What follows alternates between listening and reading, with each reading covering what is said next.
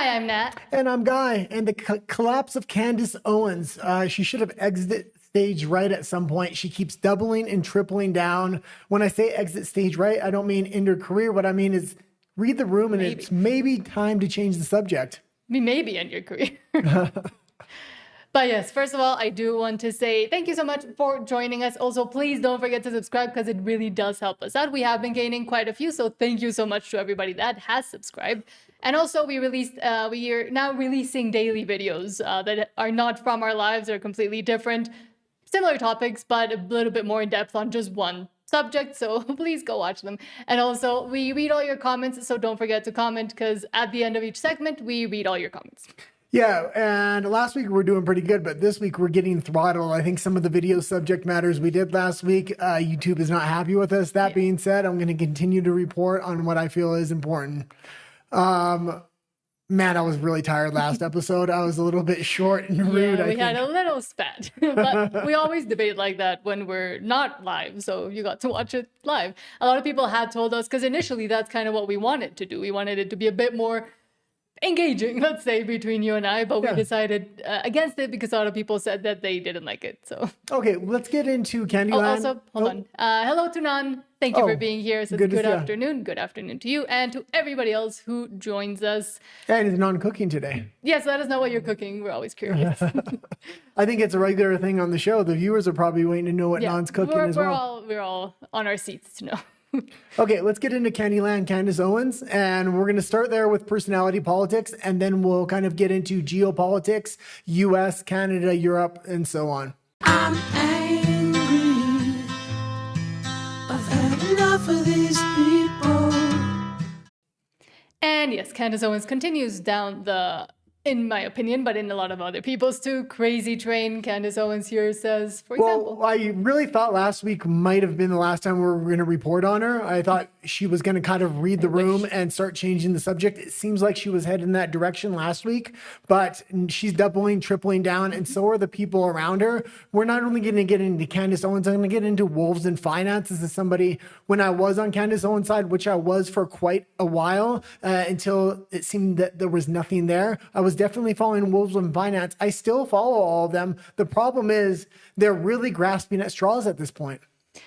So here Candace Owens, for example, says, I'm stuck on the fact that Turning Point raised $250 million over a few months and felt zero shame attacking YouTubers for making thousands of dollars discussing the flaws of the investigation. Shamelessness of that PR strategy is absolutely wild to reflect on. Well, what they did is they actually gave a lot of breathing room to a lot of the people to go down these rabbit holes. I know because I went down those rabbit holes with Candace Owens, with Wolves and Finance, with the 6 other channels that I still watch to see if is anything going to actually appear at any time. I was wrong once. I'm more than willing to be wrong again. But man, every day that goes by, Candace Owens seems to be trying to turn this thing into a cat fight, some feminist BS. And man, I really hope they don't keep dragging U.S.A down, especially before the midterms here. That being said, there's just nothing there. And I'm surprised. I thought maybe she was working for MI6. MI6 was going to reel her back, finally. Funnel some information to her, and she was going to have some big reveal. That is not the case. No.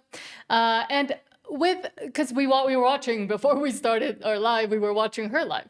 And she was going after Erica Kirk once again, but especially in the manner that she has continued to go after Turning Point with the whole, it's all about money. Why do they care so much about money? How dare they raise $250 million when their founder and the person most important to their organization was assassinated? Well, of course, people are going to want to donate to the cause if they're doing well with the money or if you agree with the way and the path that they're taking the organization in, that's different. But for her to care so much, I think just shows both her insanity, but also her colors and the jealousy that she actually feels. Yeah, and I've never been a really big fan of Erica Kirk. Charlie Kirk was much more appealing, and the fact that he would go out with these debates, he really earned my respect over time.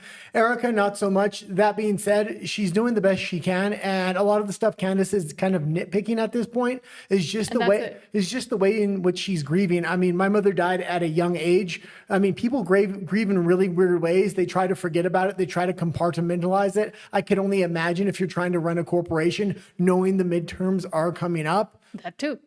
So and taking care of children. And I think the attacks that a lot of people have lobbied on Erica Kirk are from people that exactly have never experienced loss and have never had to either go back to work or continue with their daily lives or put on a brave face for their children. We've seen it a lot in movies, and people seem to forget that the grieving process is very different for everybody, but also the fact that she is trying to do it in her husband's name. Like I think she's trying to do the whole, wearing a sparkly jumpsuit and be happy and, try to move forward with the events in the name of her husband and honoring the husband that used to do exactly that thing. And they asked her to do it if he was ever not here, and he's not. well, that's kind of the thing. And to bash a widow for that, for trying to continue under the name and example of her husband, I do think it's disgusting. A lot of people say, oh, she's weird, she smiles funny, why is she talking like this? She has no emotion, she has too much emotion. Well, of course, that's how normal, regular people are. And nitpicking on, is she smiling here? Does she have weird eyes on this picture?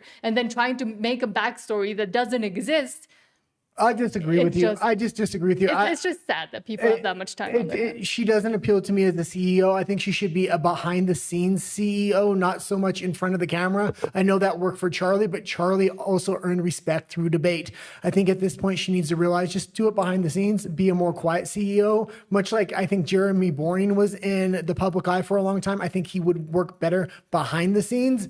That being said, Charlie had to know something like this could have happened. He's probably had this conversation with his wife plenty of times. So if this did happen, they were somewhat prepared, and she probably had thought about this. Mm-hmm. So the fact that she continued to work and honor her husband's memory, I think is commendable from her. Even if I don't like her as the public facing CEO of the company, and I think some things are cringe, she should continue to honor her husband's memory, and I think she's trying to do that. But even as being the face and of the public-facing person of the company and giving the interviews that she has given and doing the book tour that Charlie was supposed to go on, I think that's what people, if she wasn't doing that, then she'd be receiving criticism for why is she hiding? What is she hiding? Why doesn't she want to do an interview about how she feels and what happened? So there's no winning, really. And I think, yes, maybe eventually transition it, the public, like Andrew Colvett or somebody else. I know a lot of people don't like him either, but transition that public-facing role to somebody else. But right after the fact, I think she felt the responsibility of being the one to speak for Charlie instead of letting somebody else do it. Yeah, maybe finding an outside figure that wasn't associated with TP-USA, but they know and they can trust, and kind of bring them in and steer in a new direction and kind of bring a reset in there before the midterms. I feel like they're being distracted by Candace on what their primary mission was. And their primary mission wasn't even debate, but that's what earned them a lot of respect in the public eye, was Charlie Kirk debating. But it was always the campaign arm of the Conservative Party. And it's going to be extremely important in the midterms. I really think the Conservatives are not looking good right now for the midterms. We're still a year out. There's still a lot of time to kind of redirect. A lot of the policies Trump is putting in right now and has put in over the last year, I think are going to hit right before the midterms, which is a good thing. I'm talking about a lot of the economic policies. We cover them in the U.S. section a lot here. Yeah, but let's continue down the crazy train. From Hotspot, Candace Owens released a leaked audio, and she's been on this for the past few days. Leaked audio from Turning Point USA, in which Erica Franz V. Kirk, I don't know why they put her middle name, is heard giggling and cheerfully discussing attendance figures, merchandise sales, and performance metrics from Charlie Kirk's memorial event just 11 days after his assassination. Well, before we go into this was supposed to be some big expose, some new evidence, and then she said that again today. This evidence looked extremely weak, and then today's evidence looked even weaker. I thought it made Erica Kirk actually look good, and this is coming from somebody that usually thinks Erica looks cringe. So the fact that she's trying to really grasp at straws and start a cat fight and saying Erica Kirk's not grieving the way that she did, it's not appropriate. She's not his wife. Hi, everybody. I still love all these emoji Zoom things. Wow.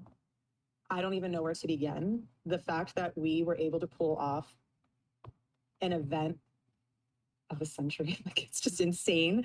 We had over 275,000 And people. pause it for a quick sec. Maybe we should give a little bit of context. And this is right after the funeral of Charlie Kirk. And she had to address the people within TPUSA, congratulate them, tell them the metrics, things like this. You do really compartmentalize. I remember when my mother died at a very young age, I wasn't sad every day. I compartmentalize things. You try to put it to the side, especially if you're trying to be the CEO and give hope for the future for the people working for you. And they did do a really good job and they did work really hard. So she doesn't necessarily want to be in tears here. She wants to put a brave face on for the employees. I do understand there are some videos being leaked about how they're firing employees. We don't know the details of that. Those employees haven't even come out. Number one, we don't know if they're authentic. Number two, we don't know if something happened between those employees and TPUSA. So That attended, and stadium overflow, Westgate, insane, you guys. And then you have, was it 100 million?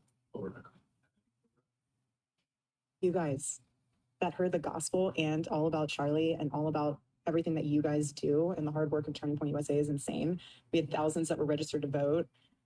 I think we're at like over 200,000 for merch sales. Don't quote me on that because I think it just keeps like bumping up like crazy. But I just wanted to say a huge, huge, huge thank you to the events team, the development team, the graphic design team, the production team. Just phenomenal. Their incredible work leading into the memorial. And honestly, a lot of the staff that worked on the memorial, they had 20-hour days for a week during the time of us grieving the loss of my husband. And honestly, I know several staff that didn't even sleep. Again, you guys are breathing angels, and I'm so grateful for all of you. And obviously, pause it really quick. And you have to remember, this is a private phone call for the people that work within the corporation, giving the metrics of what happened. This is a standard corporate call. And because they have really Christianity at the base of what they do, and a lot of the people that work for them are Christians, they aren't necessarily going to want to put it on tears all the time. They're going to want to, they look at passing on sometimes as people are going on to a better place sometimes. And this is what God wants, and they need to continue on their mission. I can understand that the way Candace is framing this, especially because this is a CEO talking to her employees, is just, But also the wife of somebody that just died, who all he did was care about these metrics. All he did was knowing how many people showed up, how many people registered to vote. And for her, I think, I don't want to put words in Erica's mouth, but I think she's seeing it as, look at how many people and how many things we have done in the name of my husband. Look at how many people went to go pay respects to Charlie, and that is all thanks to you, to the employees that have worked tirelessly to get this event to happen. You might think the event was cringe or whatever, but that is the kind of thing that Charlie, that's all he did 24/7. well, and also this was an opportunity to, in their view, probably spread the gospel and spread the message of God, which is something Charlie couldn't always do. He was more focused on politics. So we'll play a little bit more of this, but then we'll just get Candace's reaction. thank you to the Mosaic team. VI, you guys are 10 out of 10. Like we have the most incredible team. We just do. And you guys know that, and you guys are all a part of that. And I am so, so thankful. And if you do have a moment and you run into any of those staff members that you know had a role in this, and you know that they put a lot of their time and effort into it, just say thank you. There's something really special to be seen in moments like this, and it's not easy. I'm speaking from experience. I'm right in the trenches with you guys. And so the fact that you just, a simple thank you. Okay, and we can leave it there. And she's run out of evidence, and she's run out of rabbit holes, that being Candace Owens. So she's trying to knit a firing of one or two employees, which we don't know what went on there, to a leak phone call of a corporate call, which seems completely fine with me. But the way Candace wants to frame it, she wants to frame it in some really left field way. And then she wants to frame a video conference call again with employees that was an internal call in a very radical way, which I think all these calls were very appropriate, very normal, especially considering her husband died. I often got on Erica Kirk about wearing makeup, being too contrived, but on that corporate call, she wasn't. She had no makeup on. Because today she released the video version of it. Yeah, she had no makeup on, and it seemed authentic to me. I understand Candace is grieving in another way. Candace seems to think everybody has to grieve the same way she does. And if they don't, they must have done something to Charlie, which is 'Cause crazy. she's a malignant narcissist and thinks that everybody should be and agree with her. But again, I continue with my theory of it's probably jealousy either because of the work that Charlie had done and had managed to accrue like all of this support, and also Erica being so also thankful for the all the people that showed up for her husband and the honor, the legacy, etc.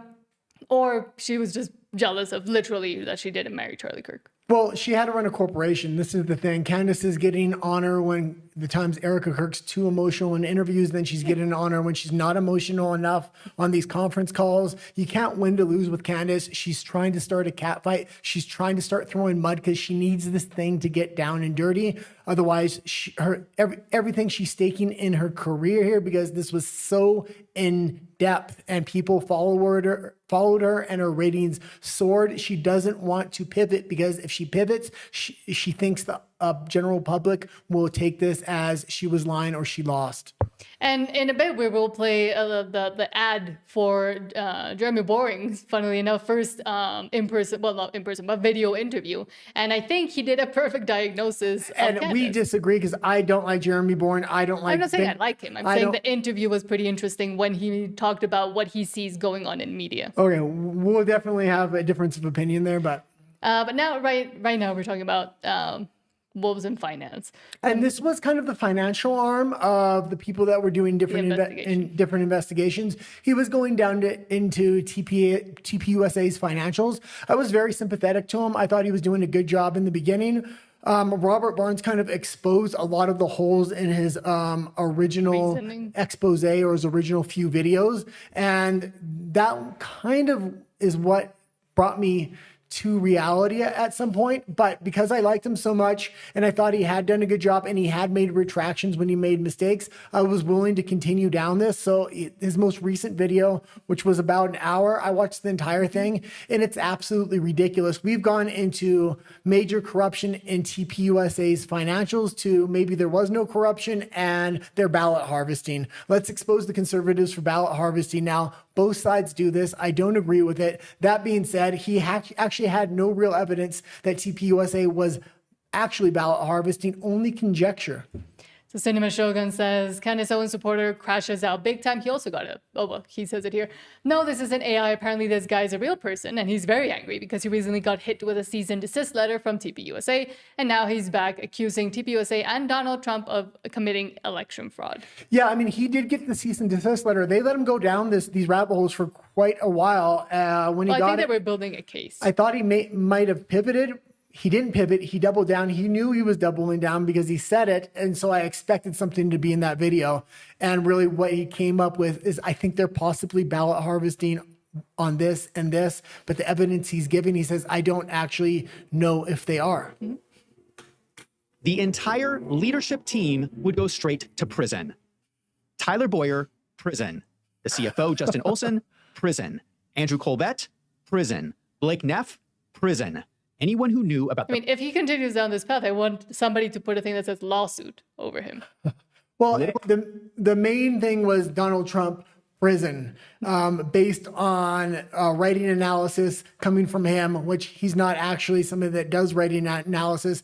That being said, the things that he's kind of pointing out here, the Conservative Party definitely can maybe tighten up. I don't think it's a big deal. I don't think people are going to prison for the things that he's pointing out here. I thought he started out a lot stronger, but as time has gone on, just like Candace, he's got less and less evidence, but he's making bigger and bigger accusations. Because he doesn't want to lose the audience. activity and was involved in the cover-up would go to prison. And yes, that includes Erica Kirk, whose name is on the letter with Donald Trump's alleged handwriting. Donald Trump, who talks all the time about election integrity, apparently does not care about election-related fraud when it deals with his friends. I am angry. I believed Donald Trump when he said that the Democrats were cheating in the elections. It was a rigged election. Everybody now knows that. They found out. People will soon be prosecuted for what they did. It's probably breaking news, but it should be. It was a rigged election. Can't have rigged elections. But doesn't this make him a hypocrite? How can he talk about election integrity and then help to cover up what Turning Point is doing? And it's allegedly But what turned. does he say? He didn't even say No, he it says there. ballot harvesting. It's an hour video, so I only could play one clip. Yeah. He directly goes into in-depth ballot harvesting, but the evidence he's relying on doesn't actually show ballot harvesting. It shows potentially ballot harvesting. What he's showing is U.S.A. moved money from one of their nonprofits into their profit. There was a massive amount of money moved to that profit, and he's assuming ballot harvesting from that, which is really, really reaching. And I'm a little bit disappointed because I've followed Wolves in Finance for a long, long time, and I thought he had done a lot of good work. It's just after seeing this, I'm going to really have to question future videos that I do watch from him and really kind of dig into the video itself. And that really is what I suggest everybody does with us, with any content creator or a traditional news outlet that you watch, anything you read, is always discern for yourself, have some critical thinking, think what do I agree on and what do I not agree on. Don't completely banish the person forever and stop watching them, but and it's important to also watch opinions that you don't agree with, and I continue to say so, and we continue to watch people that I don't like and that you don't like, and the left as well, because you have to know what they're thinking, but using those skills of critical thinking that have been lost, and now people attach themselves too much to these personalities online and also to personalities on mainstream news and celebrities, etc., without rationally thinking about what is it that they agree with and what is it that they don't, and from there forming your own opinion. Yeah, I mean, I understand I kind of run a bit of a news show, so I'll watch everything from the extreme right to the extreme left. And when I say extreme left, I mean, I'm watching communist channels, which are crazy, that think they're going to actually have huge impact in politics. I watch extreme right-wing channels. I watch the moderate wings, libertarians. That being said, there are people that make conjecture, and then there are people that actually show facts. I thought Wolves in Finance was much more facts, but I'm realizing when I listen to what he says, he's always says allegedly or this, so he has a legal way out. And now I'm questioning a lot of the stuff I believed before. And that's good. Now he was on the right, so That's how you grow. I naturally kind of fell into this hole where I was believing a lot of what he said. And that happens a lot. I need to start looking into a lot of his videos more, I think. And that happens a lot. I still do watch him. I still do watch Candace. Yep. I still do watch a lot of the people that are in that zone, especially because we're reporting on it. Yeah. Speaking of, let's go watch Candace again. From Jordan S90 says, I'll say one more thing. In that Jeremy Boring interview we're talking about, he was well, we're trying going to that one in a bit. He was saying that people should be ashamed for watching Candace. I still watch Candace. I'm not ashamed of it. I'm going to continue to watch it. But you're watching it with a critical discerning eye. I think what he meant is the people that believe it full-throatedly without questioning anything. Yeah, While she asks you to question everything. I think he doesn't like the fact that she's still getting so many views. That being said, I'll continue to don't watch like her that. even after she pivots. I thought she was good before. I think it's time for her to pivot off of this subject. So it says, quote, "This is one of the ways you know Candace Owens is not a Christian. She has no grace, charity, or understanding for others whatsoever." She quotes Erica Kirk from an article where the full context of her response isn't given, that becoming the only parent to take care of 2 children is the least traumatizing part of it all. Hey, Candace, have you considered this isn't the full context? Have you considered that compared to just coming off of her husband, Charlie Kirk, being brutally murdered in front of the world, everything short of that is less traumatizing? Well, and it's got to be hard to run a company after your husband dies. Your husband's company. And as well. he wanted her to do that. That's why she stepped up to the plate and did it. She didn't want to dishonor her husband's memory. I am particularly struck by is the fact that she describes suddenly being forced into the single mother position as the quote unquote least traumatizing thing. Becoming a single mother suddenly, 8 days later, she describes it as the least traumatizing thing. Yeah, that's an exact quotation. I'll read it. You can see it. They're going into this. They're speaking about, I am particularly struck by is. That was it. Oh, okay. And what I was going to say is, like, we didn't bring clips from Candace's episode today. It just ended right before we came on the air, but that was even more ridiculous than yesterday's expose of the audio leak. Mm-hmm. She started off by redacting mistakes she made in the previous episode by putting people's pictures up that weren't even related to the story. Then she started virtue signaling, saying Erica Kirk and TPUSA are directly attacking her, and that's wrong for some reason. And then she went into Jeremy Boring's racist, she sounded like a left-winger. I'm a victim. Yeah, I'm a victim. And then it was confession through projection, which Robert Barnes talks a lot It's about. funny that literally you and I were watching it together and we both went confession through projection as she was saying, oh, Jeremy Boring is a malignant narcissist. No, you are. I mean, maybe he is too, but you obviously are. And I don't like, because I was on Candace Owens' side for so long, and I at some point admitted I was wrong.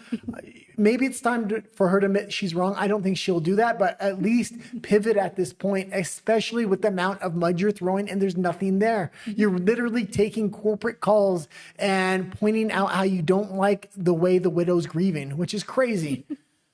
But a lot of people continue to criticize exactly that. And we have been talking about this interview from Trigonometry with Jeremy Boring. It is the first, I believe the first one he does since his exit and the whole kerfuffle that we saw there. Word that Candace cannot say properly. But he says this is evil, and it already released, so go watch it on Trigonometry. But this is the preview where he does, like, one of the first things that they put on the preview was about Candace. And again, I'll pretext this, but I don't like Jeremy Boring at all. It was some of his analysis wasn't bad, but I definitely think him, Ben Shapiro, are a couple of the leading figures of the neocons in the conservative movement in the modern age. There's a huge civil war going on the right now, and the question is, what direction is the country going to go? I certainly think that hiring Candace is probably the biggest mistake of my professional life so far. I've asked Candace on 2 separate occasions, what do you actually believe? And on both occasions, she told me, I believe what the people believe. I am the voice of the people. But she's articulating audience capture as a virtue. And with that, I think he explained it really well. She also today played bits of this interview and tried to, respond to the claims that Jeremy was doing, but in my opinion, not so effectively. Well, Trigonometry made I haven't seen one of their trailers for one of their interviews. They did a pretty good trailer here for just a YouTube interview. Talking about doing expose documentaries on Charlie Kirk's widow. That is evil.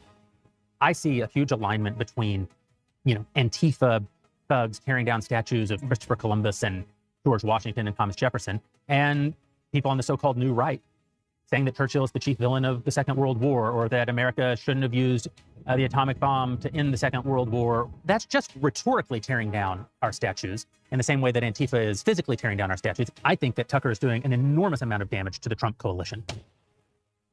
Okay, and I know you liked this interview a lot more than I did. I think he's very slyly has the best presentation for modern neocons. If you don't know what the neocons are, they're very pro-wing of the traditional conservative movement. They're trying to rebrand right now.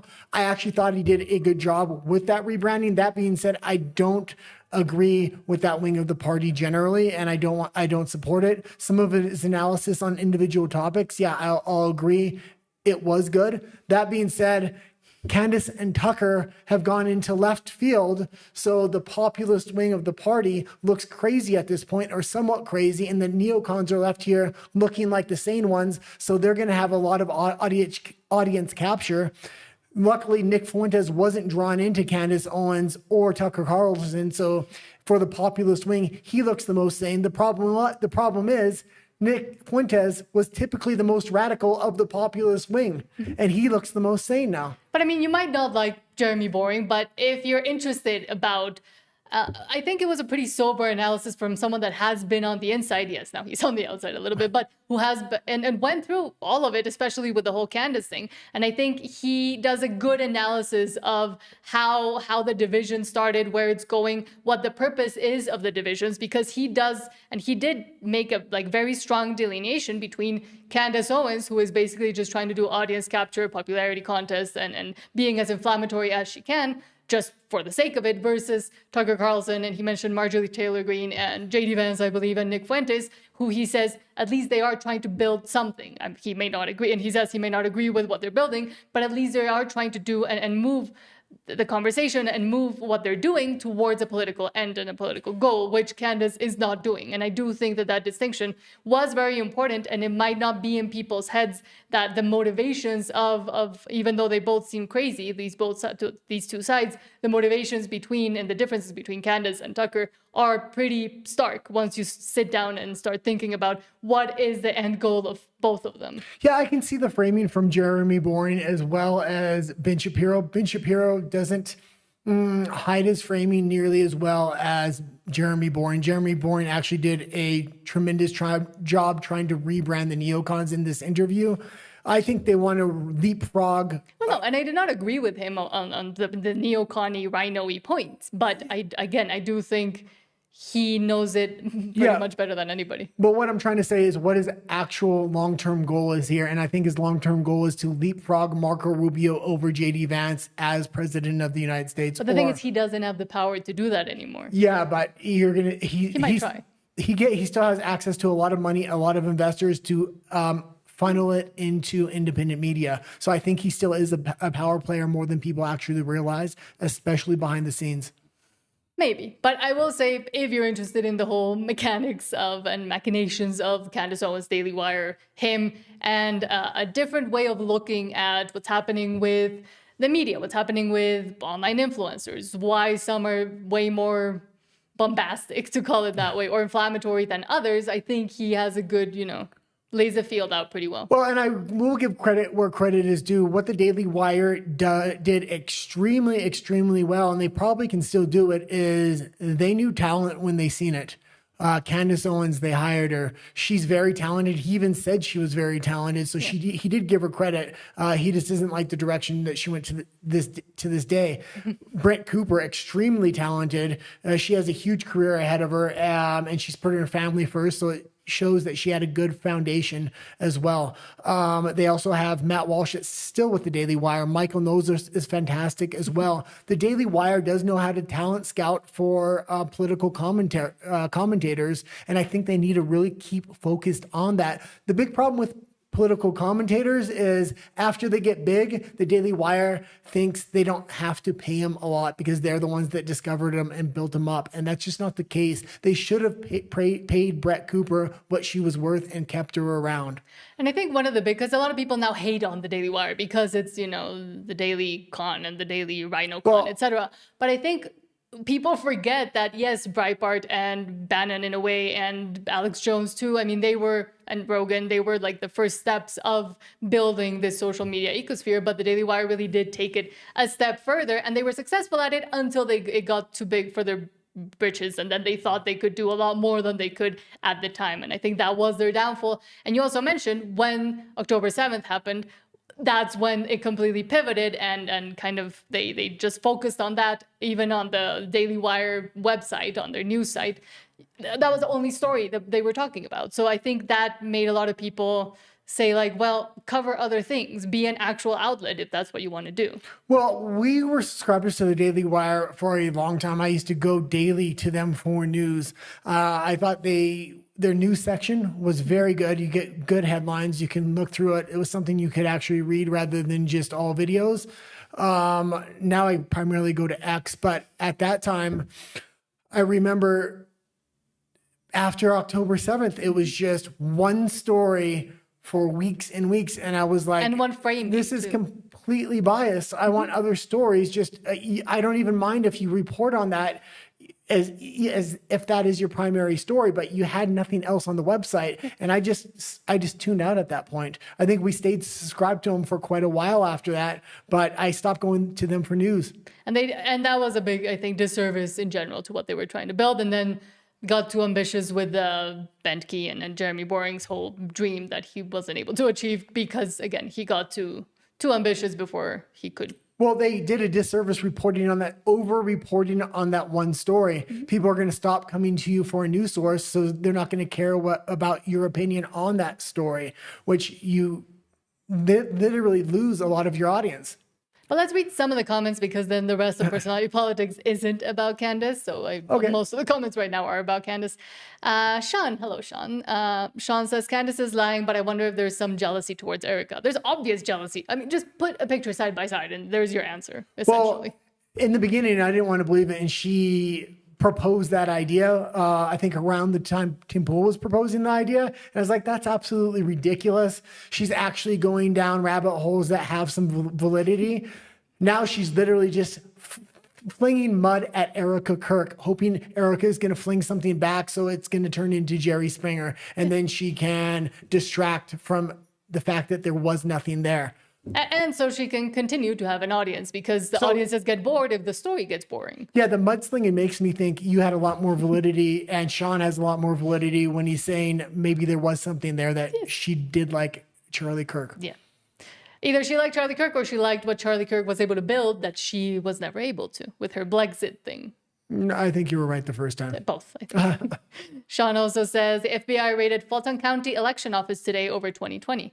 Yeah, this is getting very interesting with what's happening with elections because they always had this these latches excuse. So a lot of the election fraud was brought into court, and then the judges threw it out, saying latches. You needed to bring this before the election. How are you going to bring election fraud before the election? You had to do it after. But they had brought a couple cases before the election, and they also gave this a different excuse, saying you had to bring it after the election. So it was impossible to actually get election fraud into the courts. That being said, the Supreme Court recently ruled on it and said for the next election, you're going to be able to bring these cases afterward if the courts will actually hear it. So you could have a different outcome. This is going to cause a lot of the Republicans to start digging into the election fraud now. I think there's something there. I think there's something to find. And even if there isn't anything to find, a lot of people did think 2020 was stolen. So if we don't find anything, that puts some fears to rest at least.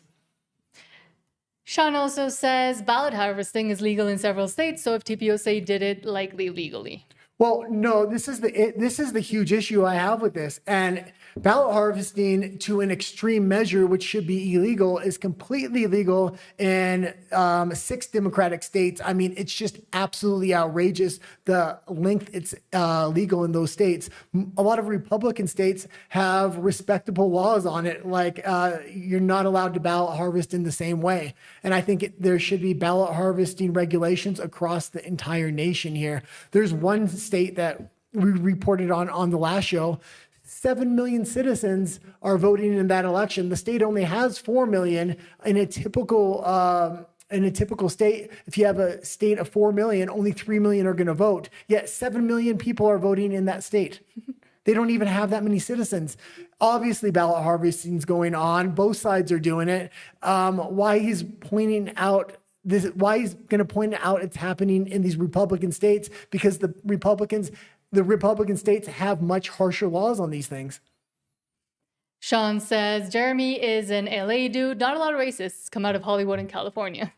I just do not like Jeremy. I think he's the one that actually destroyed the company. And it's funny to say he's the one that destroyed the company because Ben Shapiro is probably the most hated individual at that company. But they still have a couple of good talents with Matt Walsh and Michael Knowles. So if they can just... And Isabel Brown, I will mention as well. Giving they're good, and they're good at finding female talent. The problem is the female talent really seems to blow up and want to go off on their own after. They're going to need... And they don't know how to... Well, they didn't know. I don't know if now how to manage the talent properly. Yeah, they're going to need to start building out these contracts so they can be more long-term contracts so they can keep people on. Just Living Life says, hello. Thank you for being here. And Sean says, Jeremy said Candace was the best talent he ever met. Yeah, he did say that. And he said that because of that, he also did mention because of that, it is kind of dangerous what she's doing and that she is able to get so many people behind her and believing her and cheering her on the crusade that is pointless. Yeah, I mean, Candace and I think Tucker were really, really huge talents. And I still watch both of them and I still like Tucker for a lot of things. But Tucker has gone into conspiracy land for a lot of things as well. I used to really look at him as if something happens to Trump, he could step up and be the man to run for president. I just don't see him in that position anymore. I also used to look at Candace and Tucker, at least as social media personalities, as kind of the front runners pushing what the populist agenda was. And I don't see that anymore. Funnily enough, I used to never listen to Nick Fuentes. And I think he's starting to become the front runner of the populist movement in the social media space. And I think because of that, he has measured himself a bit more. He's very smart on the moves he makes. Sometimes he makes the wrong move, like when he was in the club with Clavicular and surrounding himself with a few personalities. Like, it's not helping your brand at all. No. Sean says, don't forget Jeremy's razors. Yeah, that whole Harry's razors controversy. They used to do great things with these chocolates and these razors. A lot of people hated him for that because they said, why does he put his name on everything? Why does he think he's so important? Blah, blah, blah. No, but the concept that they had to have alternative products at that time was fantastic. I thought more people should have done it. The fact that he was putting his name on it was not a good idea. And the fact that he was calling himself the God King, walking around, and he put that into the public sphere, that was always going to backfire. It's kind of like Candace calling, everybody calls her Queen Candace. It never looks good when you look like an elitist. Sean also said, but for some reason I can't bring it up, says ballot harvesting, mail-in voting, multi-week voting periods, all should be illegal. Yeah, there needs to be a lot of things that are illegal. And the problem is in these 6 Democratic states, there's literally no voter ID. So how do I concern myself with ballot harvesting when there's not even an ID to vote in the state? It's absolutely outrageous.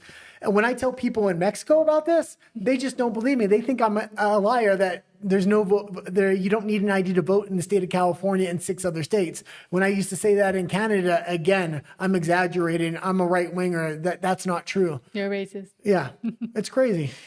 Trent Briggs says, yeah, I still like Candace, but her Charlie narrative is getting boring. And I think that's why she needs, and Wolves in Finance, both of them and everybody that has continued with this story needs to keep inventing and bringing up things and trying to make them seem more interesting than they are, try to make them seem more damaging than they are, because if not, they're going to lose their audience and their fans and the ones that support them and actually, bring them up. I don't think they'll lose their audience if they pivot now. They got the cease and desist letters, so they can, and TPUSA does not want to bring lawsuits if they don't have to. They'd rather have them pivot. If they pivot now, Wolves in Finance used to do fantastic work, and so did Candace. If they do a couple big exposés on a different subject matter, they'll keep their audience. It may be a little smaller, but you'll keep your integrity. You'll keep a large portion of your audience. I mean, I'll keep watching her, but if she doesn't do an expose on some other subject that actually exposes something, she's going to start losing her audience at that point. But if she continues with this TPUSA narrative and there continues to be nothing there, she's going to lose her audience, and then she's going to crash and burn at some point. Hopefully fast.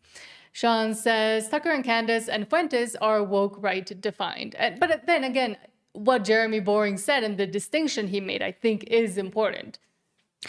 The issue is, you're right. They all have these inklings where they're woke right. I think some of them will go completely left come the next election. Well, because what Jeremy Boring said is that they're economically populist left, but socially populist right. Yeah, but I come from that not Candace, though. She's that conservative populist wing. I'm extremely sympathetic for, because that's what brought me over to conservatism.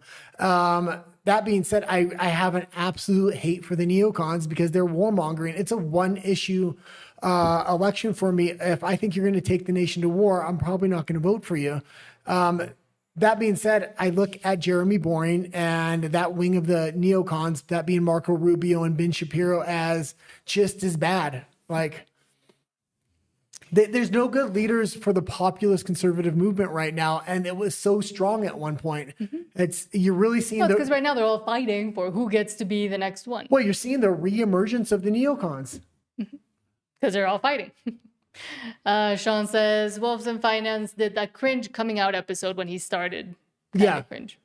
I haven't seen the beginning of the episode wasn't good, but he did hook me in because he brought in Robert Barnes, and Robert Barnes is the one that kind of convinced me to look into Wolves in Finance a little bit more, and everything he's saying may not be true. Have you seen his coming out episode? Yeah, I watch him a lot. Okay. So, I mean, I figured he was gay, but I didn't know. Oh, coming out. No, Yes. I thought he was talking about something else. No, I didn't see that. Now I'm going to read the RUMBLE because we do have a lot from Ethel. So here Rainbow we go. Mafia coming for the populist right wing. So here we go. Ethel says, trash Candace Owens more, please. She's a lie. And I'm so, again, I say it, I keep repeating myself. People think We're paid by TPUSA. We're so small of a channel. We're not monetized in any way, shape, or form. I went down the conspiracy rabbit holes with Candace Owens for a long time. Nat was against everything I was saying. When I was wrong and there ended up being nothing there, I apologized and I said, okay, there's nothing there. And Ethel says, but Wolves in Finance seems to be interesting, and at least he's doing some of his own investigation and allegations. Owens is simply rebroadcasting what others have alleged. And as Jeremy, not to bring out Jeremy Boring so much, but I just watched the interview. That's why it's in my head. As he said, she's audience capture personified. Well, yeah, and Wilson Finance, he has made corrections every time he's made a mistake. Candace Owens kind of learned from that. On today's episode, she started out the episode with a correction. I think it's because they're giving those cease and desist letters, but Wilson Finance, to his credit, was giving corrections long before they ever gave him a cease and desist letter. So he's always been pretty good at least trying to But not present about the truth. everything. Not about everything. Not about the UPS mailbox. Which was, I mean, it was a pretty big error if he says he's an accountant. It doesn't know how businesses sometimes have P.O. boxes where they file stuff too. Yeah. Ethel says, Owens is a total nothing burger with a pretty and surgically modified face. I don't think she's pretty. We were just talking about this before we started. The one day, I'm like, Candace Owens looks weird. And I'm like, I brought her in and I'm like, something with her eyes. I couldn't figure it out. Now everybody's saying she got a nose job, but I'm looking and I don't think she got a nose job. I think she got a natural nose job. I Because thought- there's other Black celebrities, I will say, that have that similar. Like if you look at pictures before and after, there's a clear change, but they made it so it looks more natural. And the fact that Candace Owens was talking about Jeremy Boring's racist, trying to use the racist virtue signal shield today is She's always been a absolutely leftist. ridiculous. She's always been a leftist, and she's always been trying to defeat. She's bringing those defeat the leftist right. tactics into the right wing, and if they get normalized, I mean, Woke right. Yeah. And about Erica, Ethel says, tell us, Nat, if something, God forbid, yes, God forbid, happened to Guy, would you also walk around in fancy golden dresses and campaign for more and more monies for Nat and the Guy? I mean, if it was a project that I mean, and it went further, it went beyond, I think, just the channel of Turning Point and Charlie Kirk's channel. It was about the mission that he was on or that he wanted to do. And then, yes, if there's a mission you were on, I'd continue trying to, But it was cringe. A lot of the stuff she did was cringe. And it might obviously, be cringe, but that's exactly what Charlie used to do. yeah, but obviously there's people behind the scenes that are making a lot of decisions, whether it's her outfit, her hair, whatever. And she's, I don't love her makeup. And she's a grieving widow. That being said, she needs to stay behind the scenes. She's not doing TPUSA any favors at this point. Just stay behind the scenes don't like a think it's normal that- CEO. But I don't think it's that Yeah. big of a deal right now. They're in a strange situation because the CEO was the centerpiece of TPUSA for so long, but he got a lot of his credibility from his debates. She's not going to get credibility in any way, shape, or form from that. So just go behind the scenes, and they should find somebody that can debate in public and start doing that again, because they're going to really need credibility for TPUSA again. But I mean, if something were to, again, God forbid, happen to you, and it was because of the work that we and you were doing, then yes, I'd go on a crusade and I want the world to know what happened, because it intertwines with exactly what we're trying to do and avoid. And Well, I kind of want to say something else. Andrew Wilson was on Joe Rogan today. Congratulations to him. That was an amazing interview. I liked it. Hopefully he gets more exposure because of it. But that being said, he recently tried to do World War debate, which I thought was an epic failure. I'm glad he tried. Hopefully they learn from it and they do it again. But debates really at this point that it's gained a lot of online exposure in the independent debate space. It's time for it to go mainstream. And I think it's a big risk for an organization like TPUSA to go out to campuses and do live events. But to get big personalities and start doing debating online, I think that would be absolutely huge. It's an easy way to honor Charlie Kirk's memory, refocus the company at one of its pinnacle points it's good at, as they gear up for the midterms and really lend TPUSA credibility again. Bringing big names into debate is going to cost a little bit of money, but TPUSA has that money. You're going to get a lot of credibility by hosting debates online. Ethel also says, Nat, check this out. Owens being fake does not mean make Erica authentic. Both of these women are complicit, just in a different way. Or are you into Shabbat Shalom and Yeah, I Goyim agree. just Yeah, not that was cringe comprehend as well when Torah? she said that. What? Shabbat Shalom. Who? Erica. Oh. I didn't see that. But I agree. I agree. They're both cringe. But I think, again, and I've said this before, Erica comes from a place of pageantry and pageants, and that's what she's used to. She's used to being on screen in a very different way, and that's probably what she's kind of pulling back to present to the world, so she doesn't fall in a ball crying on the floor every time she has to talk about how they assassinated her husband. Yeah, so stay in the background. You're a CEO, stay in the background. But Charlie told her, continue my mission. So Yeah, that's but what she's you- doing. What she finds somebody to put up front that, She that did- yeah. doesn't act like a It's beauty not, queen. it's not working at this point. Just step back. Candace Owens normally isn't cringe. This thing has kind of exposed her. She has been, yes, she's always been. I don't think so. I really like Candace for a long time, and I think she knows how to come across on camera. Even Jared B. Boring said she's amazing on camera. The camera absolutely loves her. Ethel says, you seriously believe that there was no election fraud via TPUSA? It's perfectly plausible. The lefties being more successful do not clear the righties of wrongdoing. All of them commit election fraud. No, I think TPUSA was probably definitely doing some ballot harvesting, but ballot harvesting is legal in a lot of states. So the way they were doing ballot harvesting, they were probably spending a lot of money on ballot harvesting. That's why the money was transferred from one company to the other company for the ballot harvesting output, because it costs a lot of money to do ballot harvesting. That being said, state by state, there's different regulations. I'm confident they did it legally because they're going to be looked under by a microscope from the Biden administration. So they had to follow the rules. Otherwise, I think they would have been exposed. And Ethel says, no one is working in your interest. They all work in their own interests. It's just that lefties have gone completely crazy with their border policies, autonomy, control, and tyranny BS. Yeah. I mean, that's why you have to be discerning and form an opinion of yourself by yourself. And I'm not using critical thinking right now properly, but yeah, that's what I was trying Well, a lot of the last episode was all about, or most of it was about Minnesota. We're going to cover that a little bit again today. But the organization of this color revolution that they're trying to get to happen in Minnesota is becoming more and more evident. That being said, I made it absolutely clear that last shooting that happened, I don't think was justified. A lot of people do, and that's fine, but I'm willing to call balls and strikes. But this entire thing, they're really trying to turn this thing into a color revolution. There's a lot of money veins coming in here from the Democratic Party, from external countries like Canada, like China. I mean, what's being exposed there is pretty incredible. Ethel says about Jeremy Boring, Ben El Chapito, and Erica Schmuck, I guess.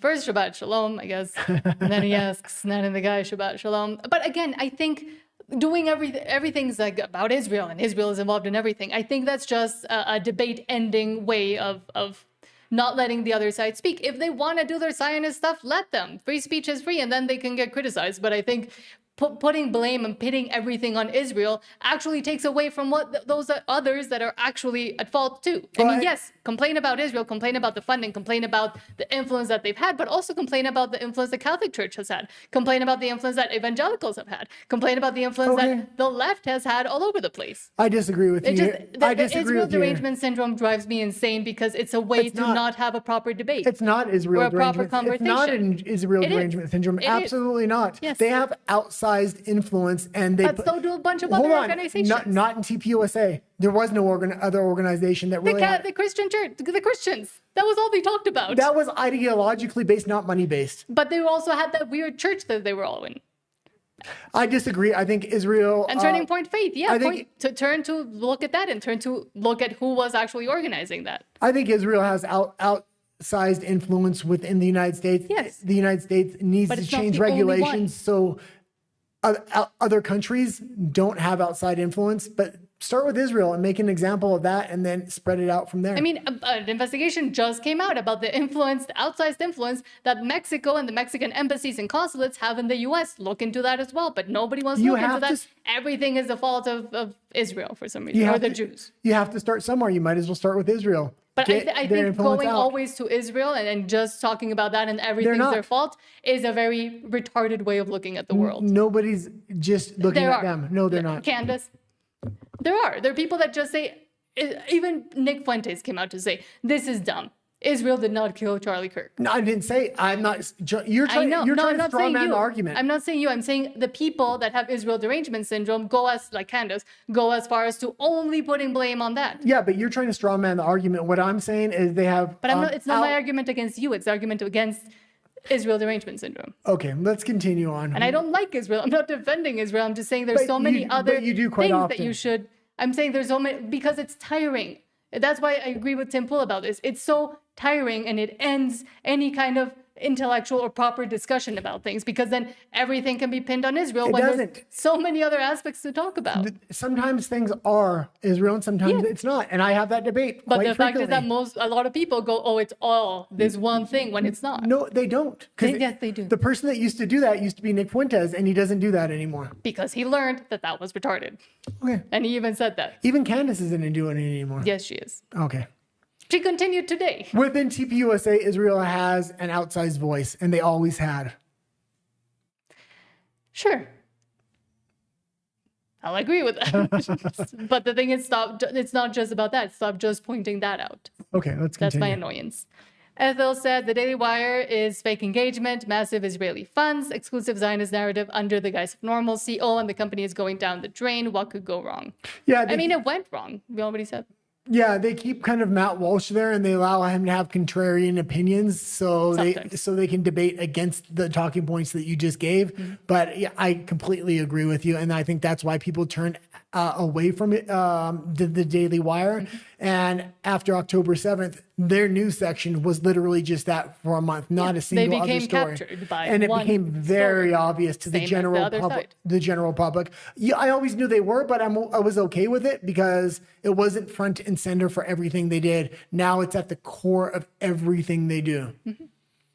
Ethel says, Nat, tranny BS, not tranny BS. Tyranny through tranny coming to demonetizing Nat and the guy. No, I don't think so. But for some reason, they've been a lot more open lately, YouTube. With us, at least.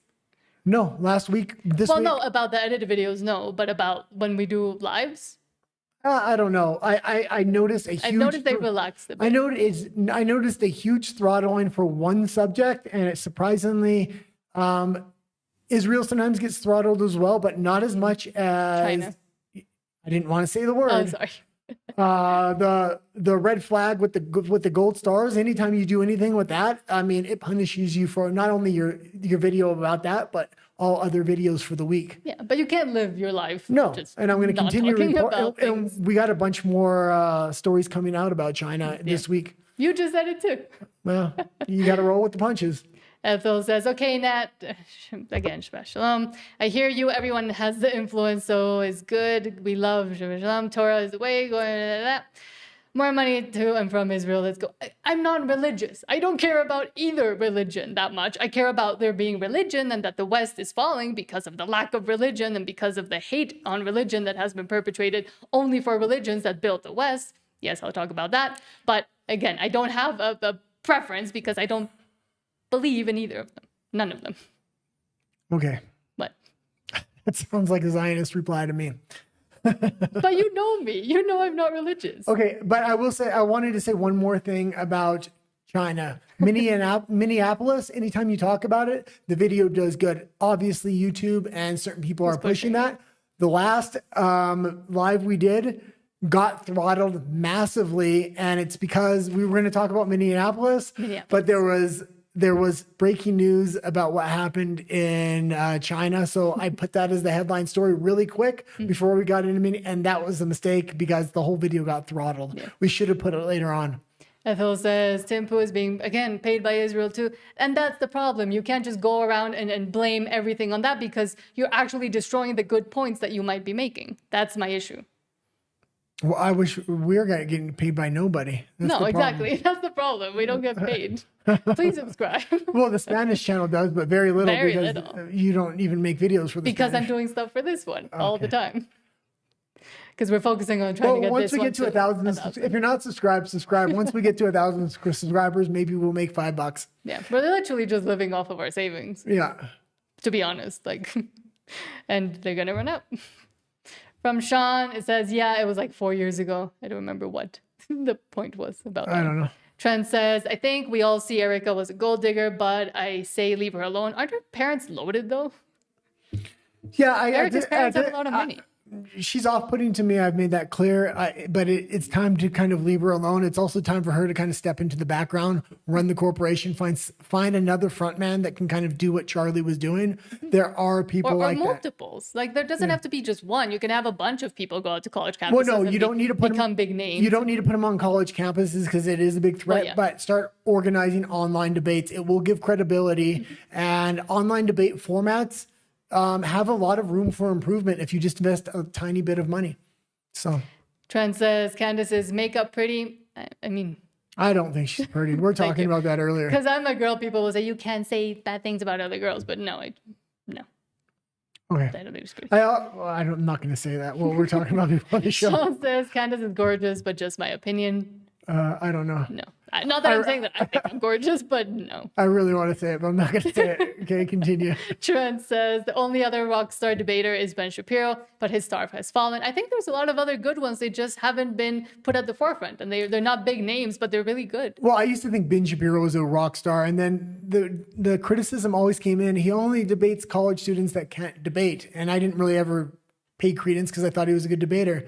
But Fuentes has been challenging him for a long time. He won't debate him. And he went on Gavin Newsom's podcast recently. I thought Newsom did circles around him, which was pathetic because you were the one that could frame everything. You knew Gavin Newsom's successes and failures. So you could have came in there prepared, and he just failed. I don't think Ben Shapiro's as good as people think he is. I think he got the reputation for going to college campuses. And because he did it first. It was one of the first ones that did it. And he knew how to clip it well. Yes, so he was the name. So there are a lot of good debaters out there. I mean, I watch the debate sphere a lot more than she likes me to watch because she's forced to watch them too. Sean says, Erica, yep, agree with Guy. She needs to step back. Not just optics, but I don't think Charlie would have wanted her taking on all that stress and all that danger as well. Potential security issues too. Yeah.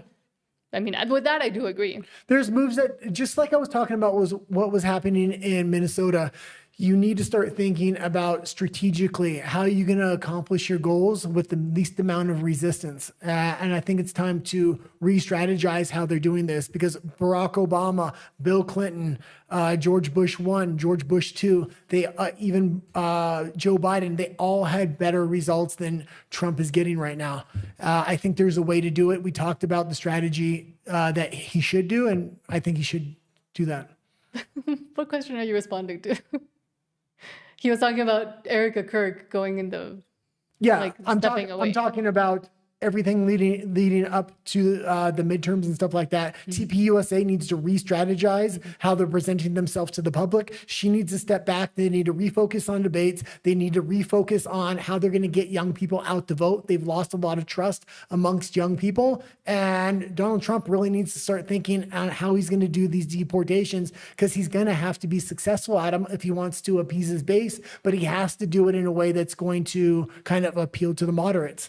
So I'm talking about and education. I mean, one of the big things that Charlie and TPUSA were doing was having the more rational educating the.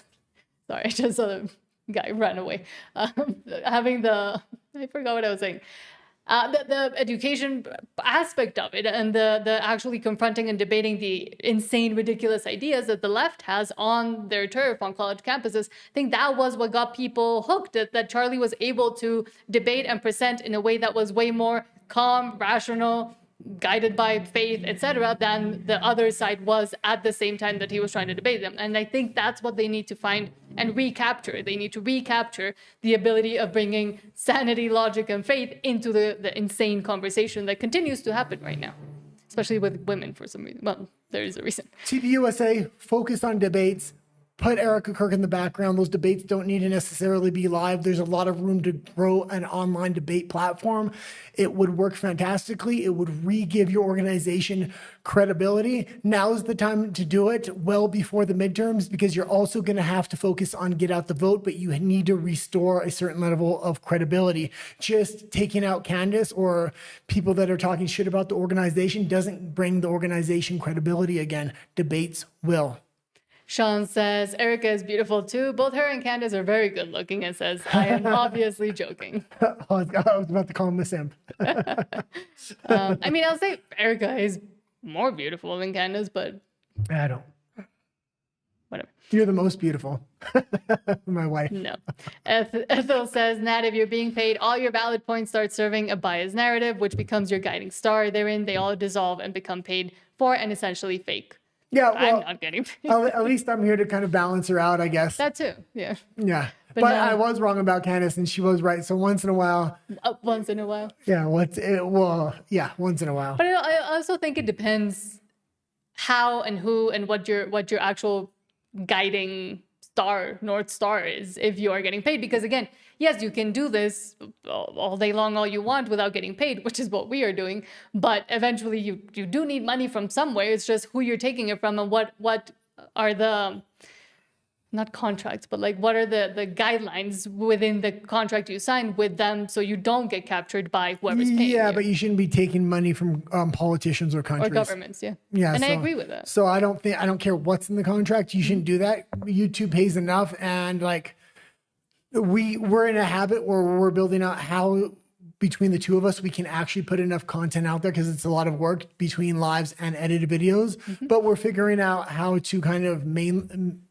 mainline it. So Do it. it's just a regular routine every day. We wake up, we do this, and eventually, hopefully, we get monetization and we can make money at it. Would you ever take sponsorship?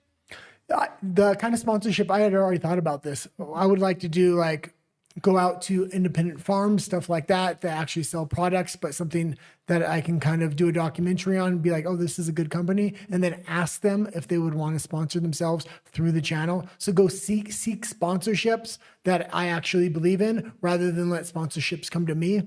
So yeah, that's The what I would problem prefer. is we are in Mexico, so the farms that you could get sponsored by would want Spanish content, not English content. Yeah, but I mean, there's that strategy. I think is a much better strategy, and I think it also gives you much more credibility with your audience. And also being in a partnership with the people that are sponsoring you Well, and and aligning with your values. as well. talking about the sponsorship because I went out there and I vetted it, and then I asked them if they would want to be a sponsor on the show. This lends credibility overall. But yeah, no, big corporations and stuff. Okay, They let's keep put too going. many guardrails on what you can and can't talk about.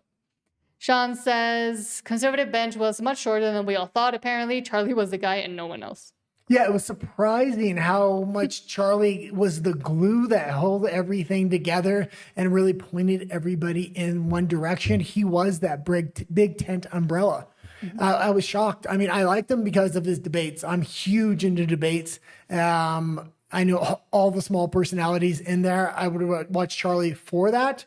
That being said, I didn't realize the impact until after he was gone. And now it's very evident. Yeah, well, the semi-civil war we're still in, or they're still in. Anon says, you mean like a 6-pointed guided start? No! Oh my God, again. It's a conversation ending retardation. I'm sorry, but it is. Like that's not the one thing you... It seems like all of you have been paid and captured to mention this over and over again. Well, you do got the Junos. Yeah, but I never got a, what's it called? A nose job that you keep saying that you want to hide your Jewiness. It's not Jewiness, though. That's the problem. I'd say something, but I don't want to reveal that much about myself. Okay, are we going to Let's go? just say I don't know where I come from. But my parents are my parents. Okay, let's keep going. You're talking really quiet, so. What were we on? Hold on. Now I don't know where we are. There we go. Personality politics. Oh, God. There's 2 more people I just love. From Bruv, quote, our nation's safety is crumbling faster than ever before. This makes it clear that we have zero control over our borders and our streets. Britain must be taken back with bold, intelligent, and security and just security policies. Only BRUV is the right, blah, blah, blah, blah. What are these 2 talking about? My plan is to put 25,000 plainclothes officers in London alone. Violent offenders will face the full force of the law, and police officers will meet strict standards. Big, strong men in plain clothes, armed, walking the streets, day and night. You want to rob someone? You better pray it's not one of them. I will have plainclothes Why officers. is he yelling at me? This is absolutely ridiculous. I will defend Andrew Tate when he makes good points, and he used to make good points, and men used to look up to him, but I'd say he was a 50-50 mixed bag. He now wants to run for politics, and he wants to turn Britain into a police state. Now, I agree with we need to stop the amount of immigration that's coming in, but putting police officers on every corner, having stop and frisk, ID, I mean, you're looking to you should be expanding freedoms, not reducing them. Literally what he's suggesting is turning Britain into a police state, and I think that's what a lot of conservatives in the United States are looking at as well. And you need to be very careful when you start demanding more police, more law enforcement, because you could potentially strip yourself of your own freedoms in the process of trying to strip the left of their freedoms.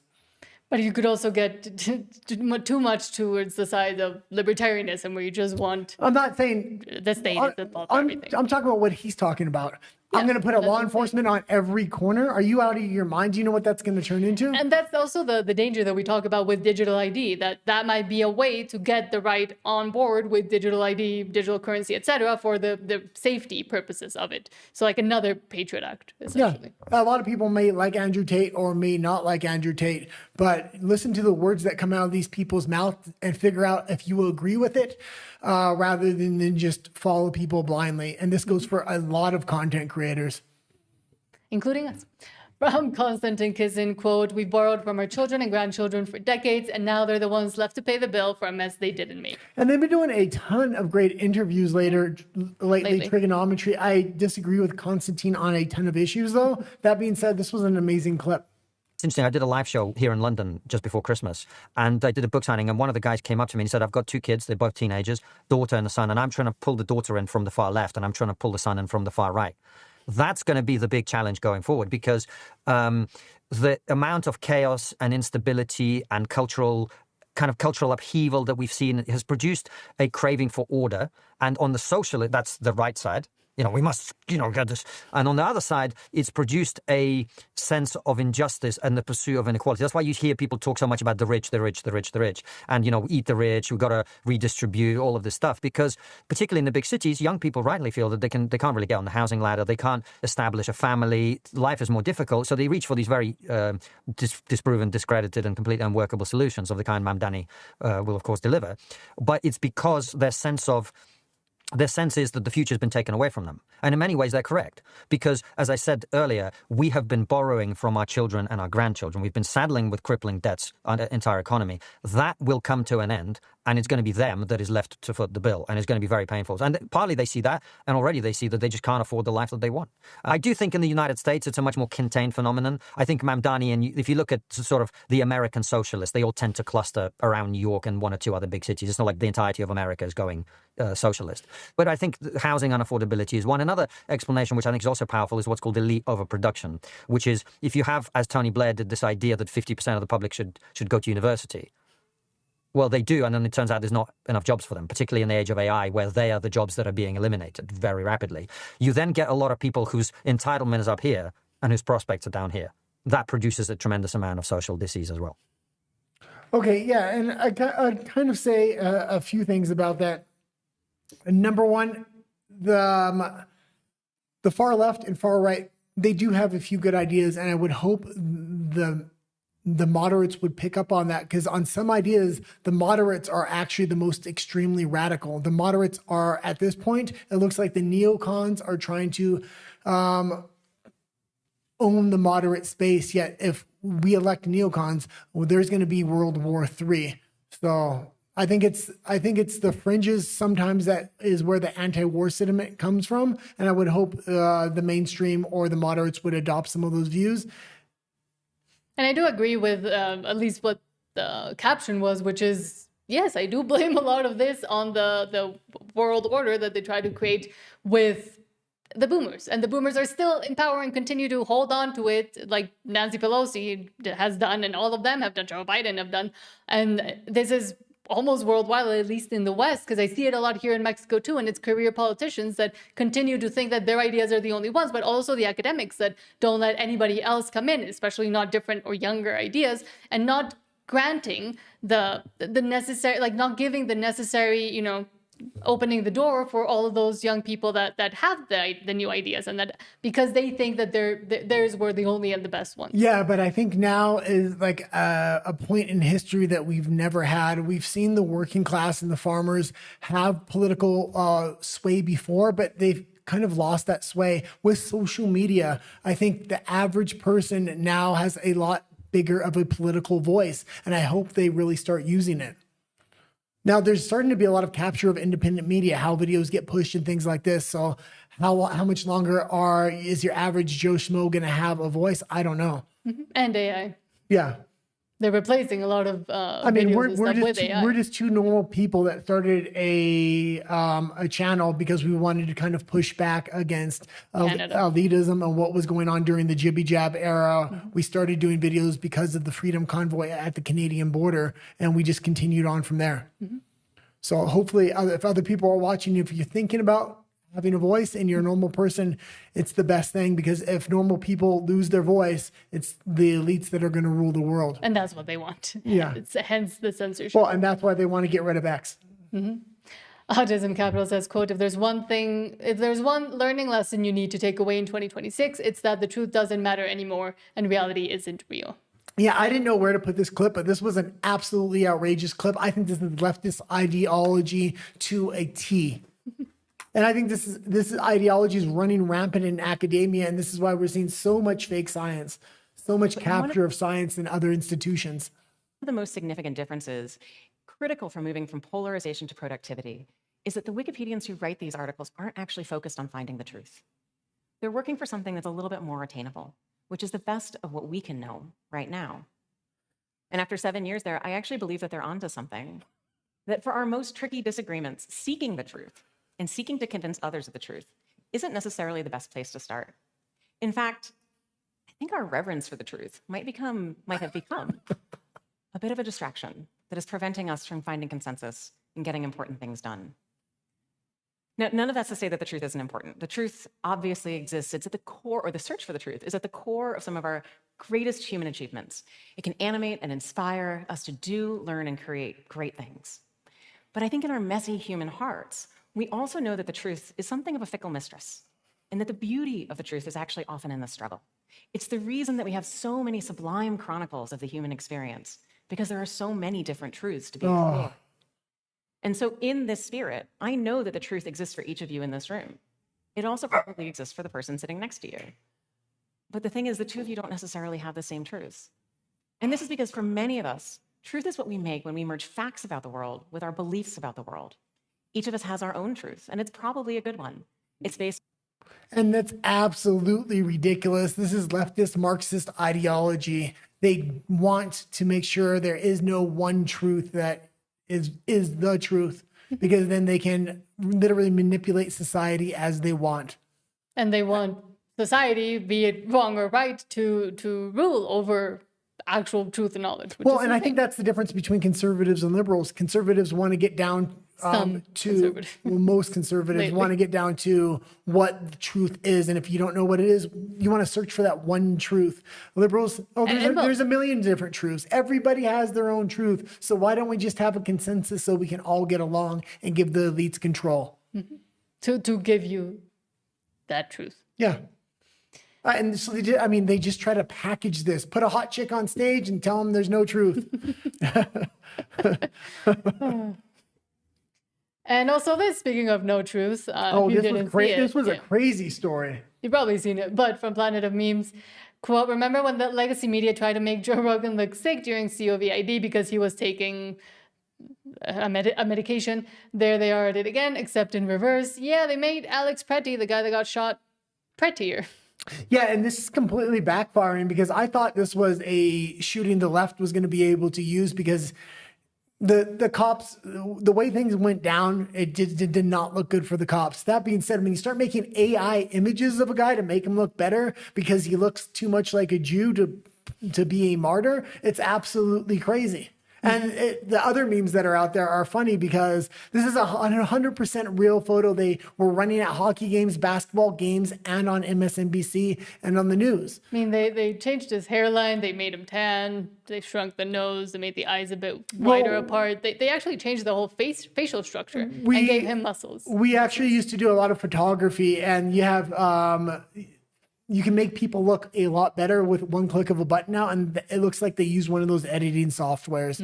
But there's the Netflix version, because it went from the mainstream media version to the Netflix version, and the Netflix version is he's a doctor and black, rather than when they do the documentary, he'll be a doctor and he'll be black, rather than a nurse that quit. But I was going to say something. But it's also, I mean, if you think about it, if you're his family or, a loved one, it's also kind of disrespectful from, I think it was MS Now or whatever they're called now.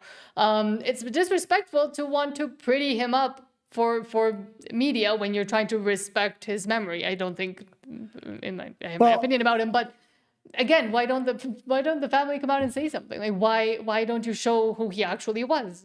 All the martyrs for what's happening in Minnesota are white liberals, and that's not what their movement wants. They want another George Floyd. I was going to say something else about this, but now I forgot. Okay, let's continue on here. Well, that was it. So now I'll read a few comments that we have. And then we'll go to health, MAHA, and education. I think there's only 2 stories there today. Sean says, deviated septum is what you're thinking of. And yeah, I got one, need a second nose surgery. I've never had a nose surgery. I did want to, but I guess it's like, well, I mean, you're one to speak as well. What? With your nose. Well, my nose is perfect. No, it's not. Eastern European, my nose has been broken a lot of times too, so it's big and crooked. Sean says, this NPR lady basically lays out the Gnostic Marxist view of truth, a correspondent view of truth. Truth is what a government expert says it is. And also, it also takes away the notion of truth and religion too. Well, it's so important that independent media and the alternative view, whether it's the Christian view or conservative view, has really come up to expose stuff like this. Because if you put a hot chick up there and try to package this thing and there's nobody pushing back on it, a lot of people are going to accept it. But channels like ours and a lot of other channels are going to play that, and they're going to mock and ridicule her. And then it's going to make other people actually question, well, is it actually a packageable idea? And really, it's not. There's one truth. We should search for what that truth is in any field. For some reason, not all the chats are showing up. I don't know why, but I'll read the ones that don't show up.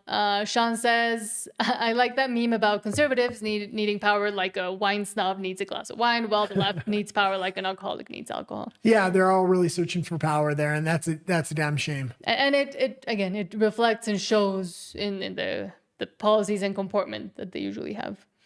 Non says, that's a neoliberal, not a leftist. I don't know which one, about which version. It's the blonde girl. Oh, okay. I don't know who that blonde girl is. Apparently someone from It looked like NPR. a TED Talk. It looked like a TED Talk to me. Or like an attempted TED Talk. Okay, now let's move on to health and MAHA and education. But the greatest danger of all would be to do nothing. Okay, health, MAHA, education. Hold on.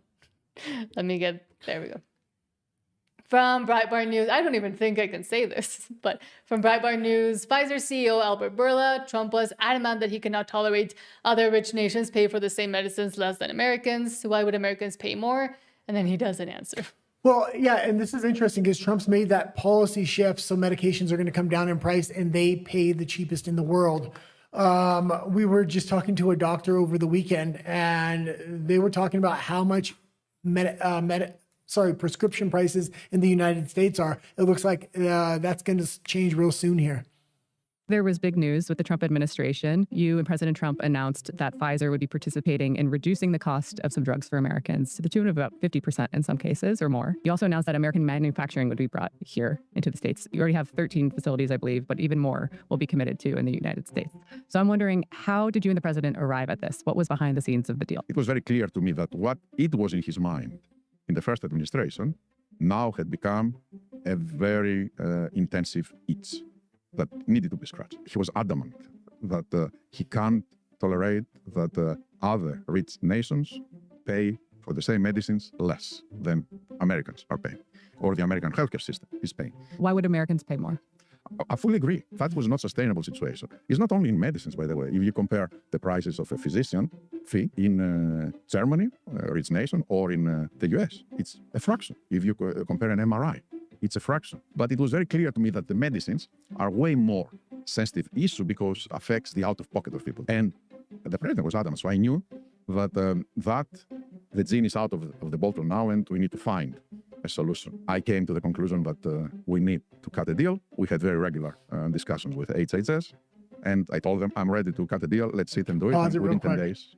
Yeah, okay, that was the end of the clip anyway. Yeah, you're ready to cut a deal because Trump, at the end of his first term, by executive order, I think it was in like the last month or two, he signed an executive order saying exactly what the deal that they cut there. So they were going to either do it willingly or unwillingly, because Trump would have done it by executive order and then try to pass it through Congress and the Senate. The thing is, the fact that they're cooperating, if they get a Democrat in there in 2028, they're going to be able to renege on a lot of that stuff. Moving on. But I mean, and yeah, he clearly did not answer the question.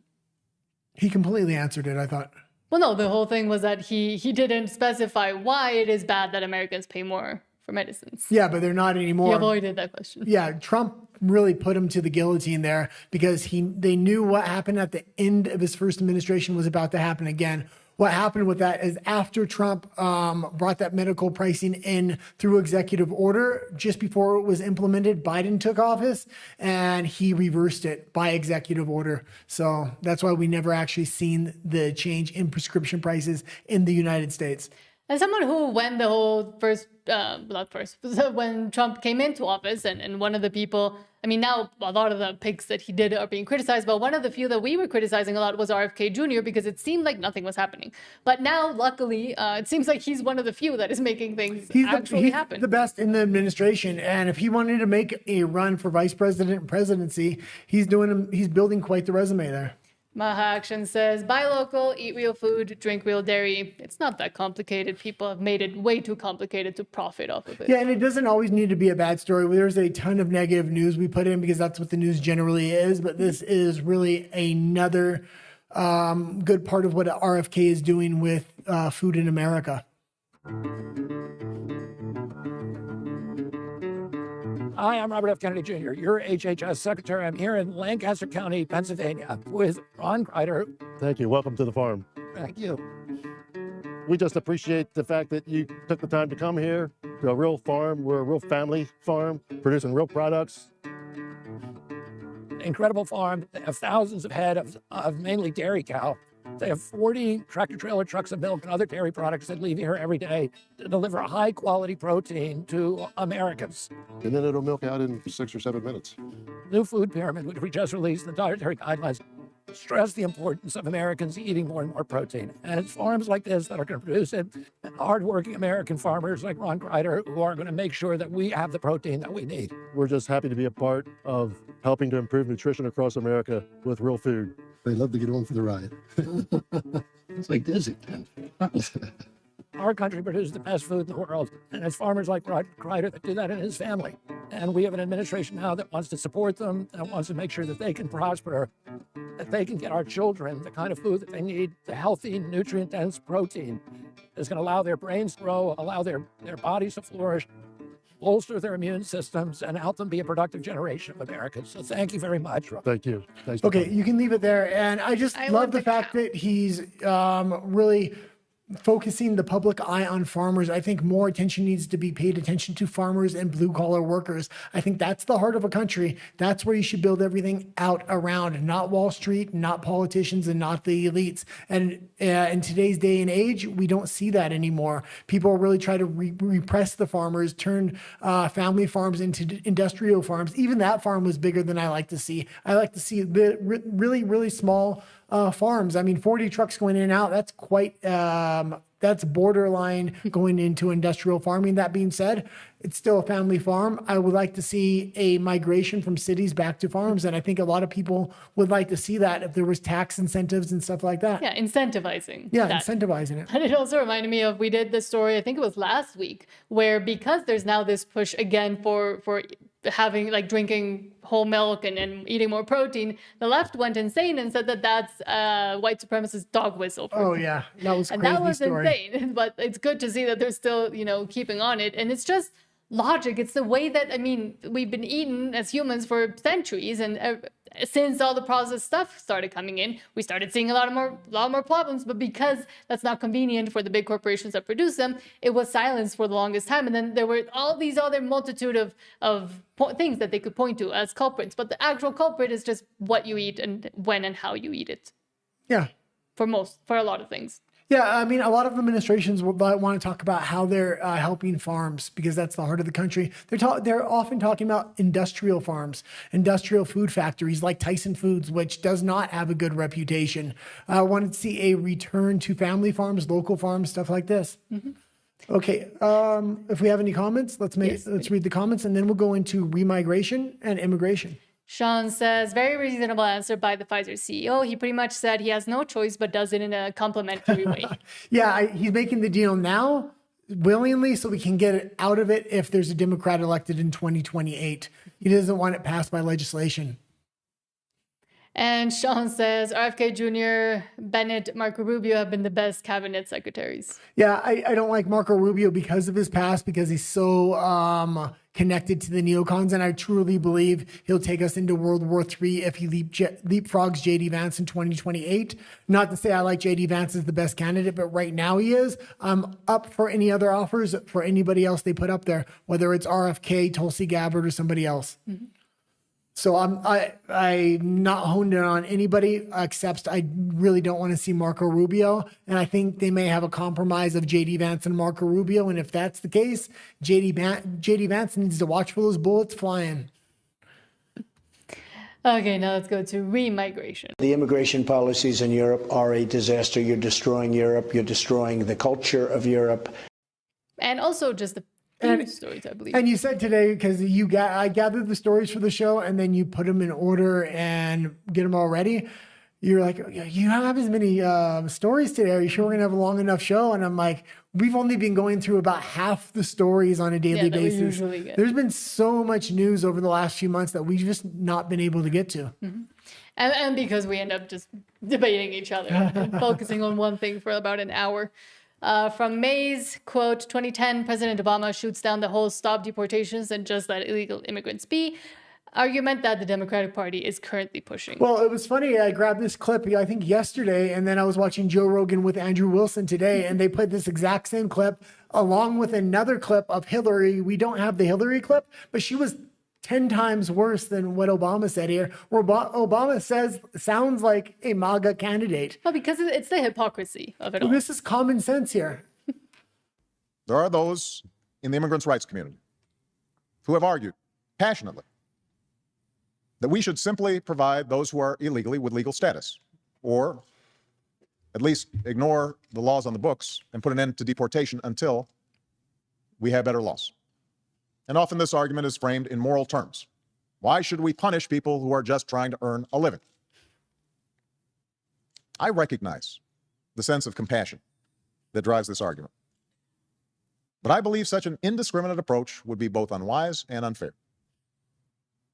It would suggest to those thinking about coming here illegally that there will be no repercussions for such a decision. And this could lead to a surge in more illegal immigration.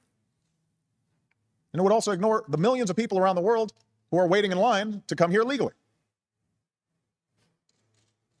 Ultimately, our nation, like all nations, has the right and obligation to control its borders and set laws for residency and citizenship.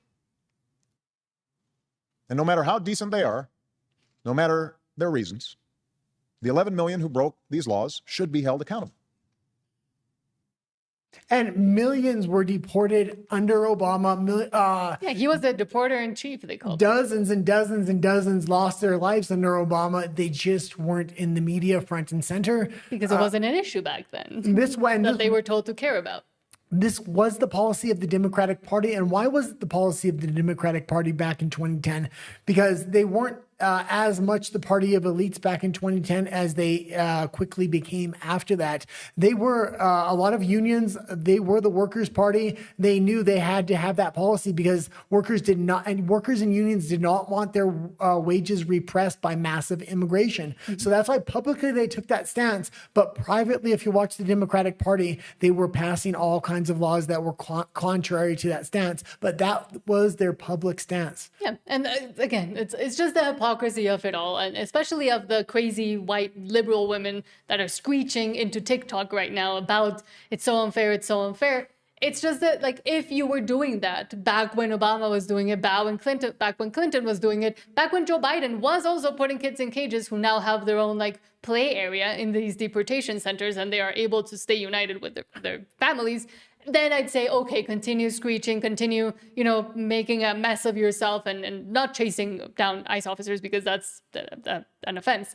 You shouldn't be doing that. That's illegal. But continue with, but it's the hypocrisy that, oh, it's fine when they were saying it, or you didn't, probably a lot of them don't even know what was being said, what Obama was saying back then. And now it's just because it's the issue du jour that they need to, screech as loud as they can. Well, I would love to see Trump watch that clip and then talk about, yeah, I agree with you, Obama. I think I'm going to implement that. And then really put that out front and center. They typically put a lot of clips on social media. That would be a great clip. And there's not just Obama. There's clips of Hillary, taking a 10 times more hardline stance than Obama did there back around 2010 as well. Have Trump watch these videos and say, this is where I got my policies. Maybe I'm a Democrat at heart. Well, technically, he kind of was. He was in that side. Yeah, well, he started as a Democrat, became a Republican later on. Also, we almost never play anything about Obama, but I will say, and I've been wanting to say for a long time, I don't understand why people say he was such a great orator and he was such a great public speaker. His cadence alone is infuriating and annoying. What did people see in him talk? Like, it's really annoying. I thought he had a presidential candidate as well. So I'm one of those people. But it's not presidential. No, I don't like annoying. Obama in any way, shape, or form, but he was a good orator and he did know how to present himself. Even Joe Rogan said that today, yeah. I mean, sure, people can think that, but I just don't understand why they think that. Because I don't think he was such a good speaker. I'll tell you why. Because you're comparing him to George Bush. No, I'm not actually. Technically, I'm comparing him to a lot of other, like, for example, past Mexican presidents who also don't know how to talk, but the cadence is just really annoying. Yeah, but you had a lot of the Southern presidents that have the Southern draw, and typically, like, some people like a Southern draw, but to a lot of Americans, it seems a little bit dumbed down. I don't think that, but a lot of people do. So when you put somebody like Obama up with a different cadence, it just sounds more educated. So I think that's why people had that opinion. I don't think it sounds educated.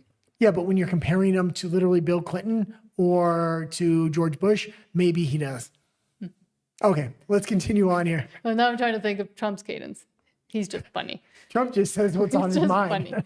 From Disclosed TV, quote, the EU signs an agreement on mobility, and we talked about this last week, with India facilitating the movement of students, researchers, seasonal and highly skilled workers, and launches the first EU legal gateway office in India to support Indian talent moving to Europe. Well, Europe is collapsing, and they're just intensifying and quickening their collapse. And this is absolutely crazy because when they were talking about making this deal last week, they said, oh no, it's for trade. It's not going to be immigrants. Yeah. And now she's bragging about how many immigrants are going to come to the EU. Like, she talks about both sides of her mouth. She knows her citizens didn't want this deal with India specifically because of the immigrant flow that was going to come with it. We just did today release the video about the collapse of Canada due to immigration practices like this, exactly this one. Ventures. Finally, Prime Minister Di Narendra, we both know our greatest wealth are our people. That is why I'm so glad that we are signing an agreement on mobility. We will facilitate the movement of students, researchers, seasonal and highly skilled workers. And this is also why we are launching the first EU legal gateway office in India. It will be a one-stop hub to support Indian talent moving to Europe in full alignment with EU member states' needs and policies. This is good for our economies. This is good for the friendship between our people. And this openness benefits us all. As we conclude this 16th summit. Okay, you can leave it there. And she's saying, we both know, she's talking to, I think, Modi, the Indian prime minister there, or the Indian president, saying we know the strength is our people, then why is India getting rid of all their people? And every single trade deal they do, the centerpiece of it is always these other countries have to take massive amounts of immigrants and workers, which is absolutely crazy. This is repressing wages from European workers, the working class, the farmers, and it's just destroying the culture in every way, shape, and form. And the people are screaming at the top of their lungs to the politicians, and their politicians are just doing it more, doing it with a smile, a long-term trade deal, bring all the immigrants you can.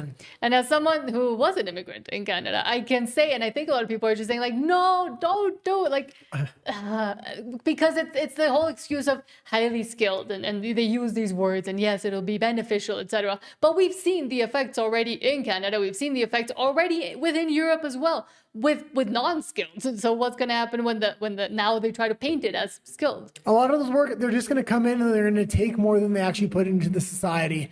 And I think one of the big reasons Europe is taking so many immigrants from everywhere they can get them, they want World War III and they know they can force these people, as soldiers when that happens. Mm-hmm. And also they didn't talk about Europeans being able to, migrate to India. They didn't even mention that. They said it's like an open, what do they call it? Migration movement, an open movement, but they didn't say that Europeans wanted to go to India as highly skilled trained workers. From Wall Street Apes, and I do like this clip, specifically because of the first things he says. But Andrew Bustamante, former CIA intelligence officer, speaks about immigration. And I think the first thing he says is super important and people need to get that through their heads. Yeah, and this was a great clip and he put it very, very, very concisely and he did it in a nice way, I think. But a very realist way. We've heard that immigration is a human right. It's not. Movement is a human right. You are allowed to relocate. You are allowed to pursue a better condition. But immigration is a legal issue and has become, over the last few decades, this idea like it's a fairness thing. It's a kindness thing. It's something that we're supposed to do to support our fellow man. But immigration is intended to support the country receiving the immigrant. Well, why would you ever want an immigrant to come to your country? Because you want their knowledge, their talent, their commitment. Maybe you need more laborers, so you invite immigrants in to commit labor acts. Maybe you need more intellectual innovation, so you invite them in because they have a special skill or a special knowledge base to enhance, to contribute to society, to build a stronger nation. That's what immigration was intended to do, to bring in people that will contribute and to keep out people who consume an asymmetrical amount of resources compared to what they create. I am also from an immigrant family. My family immigrated to the United States illegally from Mexico, but because of loose immigration laws at the time, they were able to have babies in the United States and the babies got citizenship automatically. And now I have also grown up with opportunities that nobody in my family earned except by taking the risk of getting caught and thrown out. So I'm lucky. But the most staunch supporters of immigration inside the United States, do you think they're Americans or do you think they're immigrants? They're immigrants because people understand once you make it in, you have to police the border. You have to recognize that every person you bring in that doesn't contribute to your country, degrades your economy, degrades your systems, undermines the policies and the laws. So immigration is tricky so that contributing people come in, non-contributing people stay out. And it needs to be taken seriously. It can't be whitewashed as a human right. It can't be whitewashed as a negative thing because of political sensitivities. You all are going to choose a spouse or a partner someday. You're going to discriminate against lots of people who you don't take to your bed. So why not discriminate against the people that you let into your own country? And very well said. He is the CIA asset. He used to work for the CIA. But he says it openly. Openly. Him and his wife, actually. But they started a business kind of around that. But he's very well spoken in all the podcasts he does. And I'm glad he's upfront about that, rather than a lot of people, I think, in the social media space are CIA assets, but don't say a word about it. But and that first point he mentions about it's not a human right, and the left and the liberals and the empathy only crowd has been hammering on about human rights this, human rights that. Oh, abortion is a human right. No, it's not. Murdering someone is not a human right, for example. But with this, they are able to silence completely the actual important points being put out by those that are trying to have a more concise and a more broad explanation. I don't know what I was trying to say. Yeah, the United States and a lot of countries, and I said this earlier, it used to be kind of the working class was the center of everything because that's what made the nation work. As you outsourced manufacturing, that became less and less so. But workers and farmers are of crucial importance. And if you bring in mass immigration, you're just not going to have that same voting bloc. It's divided, and you're going to put one group against another. And it's also insane that the left and those that are for just open borders to think that they're not concerned about their country, and that the whole reasoning for them is just, oh, human rights, oh, we have to be nice to everybody. It's globalization. It's the new world order. I can't say the word. Can I say the word? What? The God sad word. Go ahead. Suicidal empathy. Yeah, suicidal empathy. There we Suicidal go. empathy. Okay, let's continue No, on. we have comments. Oh, we have some comments. Fantastic. Walker, hello Walker, thank you for being good to see here. you. Walker says, I think Obama is an agent for some three-letter agency where he used to be the chief of all of them. Well, that's how he got in. And if you start looking into his past, Tucker did a lot of digging on him.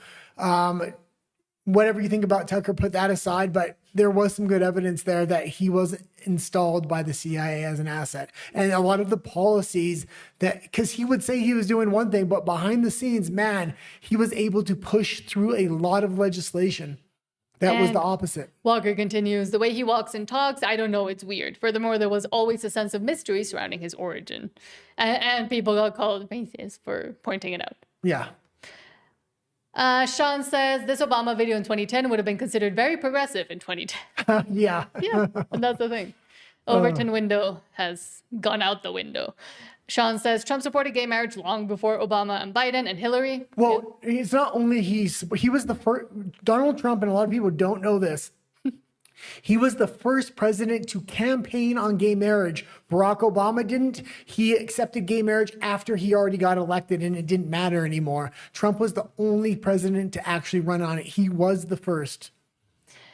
And Trent Briggs says, the left isn't America first. No, the left is revolution first. Like revolution, the issue is never the issue. The issue is always the revolution. And they've grasped onto that concept even harder now. And even though, yes, the classical liberalism, etc., that used to be more on the left, now Overton window shifted to the right. And now the left is just pure all communism and Marxism. Yeah, but it's very interesting how the left is trying to reclaim the American flag. It started with, oh, we hate Trump, no American flags, have flags from every other country. Then they started, when Trump started doing the deportation, starting putting the American flag upside down. And they realized a lot of the Americans were against that. So now they just flip the flag and it's a normal American flag and they're patriotic all of a sudden. Which is crazy. Because they knew the optics wasn't good for the moderates. Optics, and they're just concerned about the optics, not that they actually love or believe in the country or they have a long-term vision of the country. They don't. They don't have families, and this is why only families with children should have votes. Well, and I agree with Sean, and it kind of goes to what you were saying. The left doesn't care. Sean says the left doesn't care about the USA. They care about their utopia. And again, it's a utopia, but at the same time, it's more about they care what's going on in the moment, and they've destroyed truth, like the clip we saw. So they care about a non-existent truth in a place that isn't viable for human prosperity. We got to be very careful whoever gets in after Trump. Right now, J.D. Vance looks like the only anti-war candidate or the one that's going to proceed with a lot of caution. If Marco Rubio or a neocon from the right gets in there or anybody from the left, we're going to have World War III. And it's because Trump did all the heavy lifting for the globalists. He did things that weren't actually possible. He's now changed the paradigm. War is extremely acceptable. They can start it for any number of reasons now. I'm very concerned of what's going to come after Trump.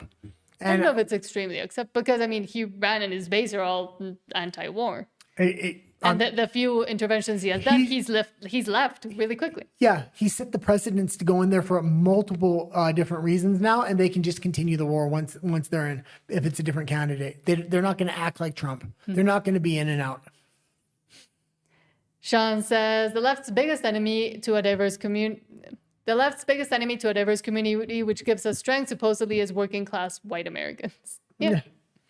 Everybody knows that. And it's not just, it's just globally right now. There's there's a war on certain types of people. Mm-hmm. Okay. Are we going to go into the U.S. now? Yes. Okay.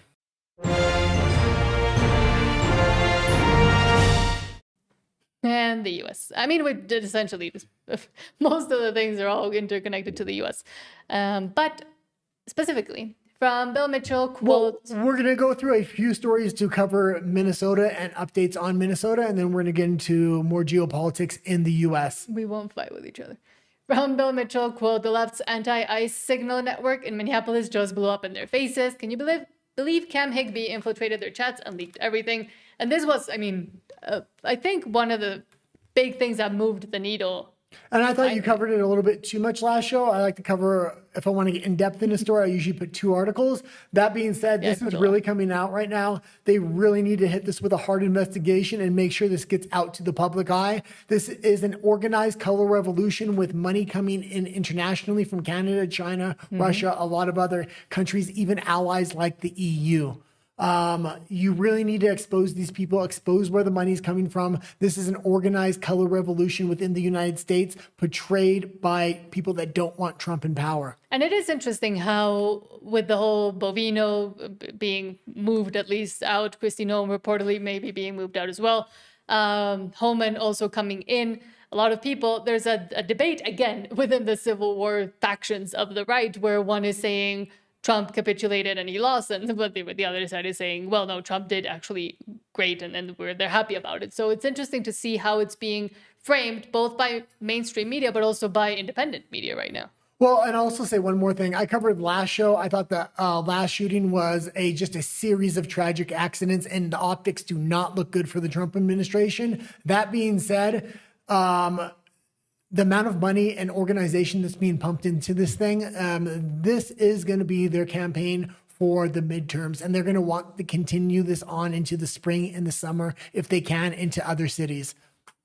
Getting a log of evidence for the future prosecution of ICE agents and officials responsible for this. Tim Walz is emboldened by what amounts to organized crime with badges and budgets. We've got a couple of groups on the app Signal that we... They found a bunch of representatives from Minneapolis, Minnesota, et cetera, within the government administration actually being in these Signal groups that were going to chase and dox and harass ICE agents. Would love for you to join. Whether or not you want to be a part of the resistance network, I fully understand you may not be comfortable with that. But if you see any suspicious vehicles, any traffic, if you know of anybody that is being targeted, that's being detained, we have resources immediately available. For a second, it just looks like the Somali community that's just defrauding the American people out of billions and billions of dollars.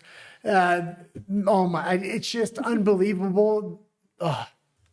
Journalists and undercover ops have cracked open encrypted Signal chats used by radical left networks to dox, stalk, harass, and straight up impede federal ICE agents during the ongoing immigration enforcement chaos in Minneapolis and St. Paul. Cam Higbee's infiltration of these groups blew the lid off. This is John 612. That we are at Grand and Lake. We're heading toward Irving. We can try and join you. Signal chats are buzzing with anti-ICE operatives, and local police are complicit, cooperative even, with real-time access to national databases for tracing license plates, courtesy of law enforcement insiders, as well as shift change. And that alone should be like a giant red flag and something that should be investigated yesterday. Yeah, there's all kinds of government officials within these Signal chats.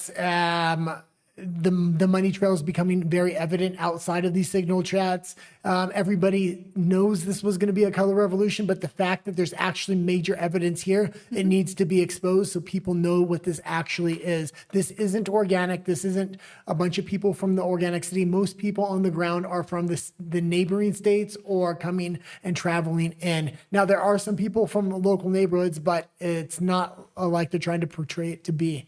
Changes leaked from within departments. And quit referring to these people as law enforcement. They are not law enforcement. We have law enforcement who do an incredible job. Anita Smithson, dispatcher in the ICE Watch chats, Minnesota State Senate candidate, BLM supporter, Indivisible Minnesota member, and a big Waltz Ilhan Omar backer. She is allegedly using her U.S. bank risk management job for potential access to license plate databases to aid doxing. The chats coordinate rapid response ambushes on federal officers, share real-time locations, and personal info, all while tying directly into state-level political operatives. We just got this message, and it says, we know that you're in Minneapolis. You're with O'Keefe and his crew of Nazis. You're in a white Ford license plate. They actually wrote the license plate down from Florida.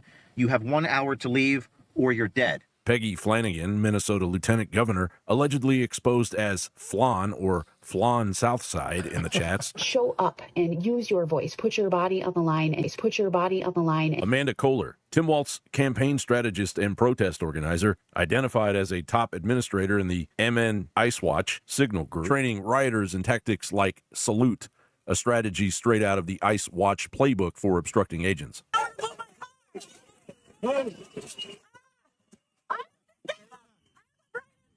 Kohler's LinkedIn brags about her ties to Monarca, an ICE Watch offshoot listed as a resource on the Minnesota government website under the Office of Ombudsperson for Families, no less. John Otte, media press figure, allegedly participating we can kind in of the leave signal it there. groups. And I will say, I had recently watched one battle after another, and it seems like propaganda just explicitly made for these protesters. Yeah. I know it's probably going to win an Oscar because it's been winning all. Well, they want to keep it in the public eye because they want to bring more protesters out of this. And they're all trying to cosplay that movie. Yeah, if they can glorify that movie, it's going to bring more people. They need more organic people. They can only have so many paid protesters and people come from other states. But the level of organization and the level of, in a way, treason. Like, would that be treason or sedition or something? If you're within the government and you're orchestrating to actually go commit federal offenses against federal investigations that are ongoing in the state that you're supposed to be managing? 100%. And I mean, I don't know legally. There are people in the midterms running on the fact that they are going to end Donald Trump's life. And they said they're going to do it legally by pressing charges and giving him the death sentence. Now, I know that's campaign rhetoric, but that is going extremely far. They're going to lock him up if he loses the midterms. At this point, the midterms are not looking good. They're going to completely freeze him out, if not impeach him after those midterms, if this continues. But what's interesting too is I keep seeing these polls from that guy, I think he's from CNN, that always shows polls and he's always shocked about them. He keeps showing polls where more than half of even like New York Times readers agree with deportation. So it's, the optics, I think, are getting bad for those that are, for the crazies. And I think the more normies are starting to realize this is insane. Just except the crazy white liberal women. He's not losing if he pulls out of Minnesota. He's still deporting people from 50 states. Obama was able to do it quietly.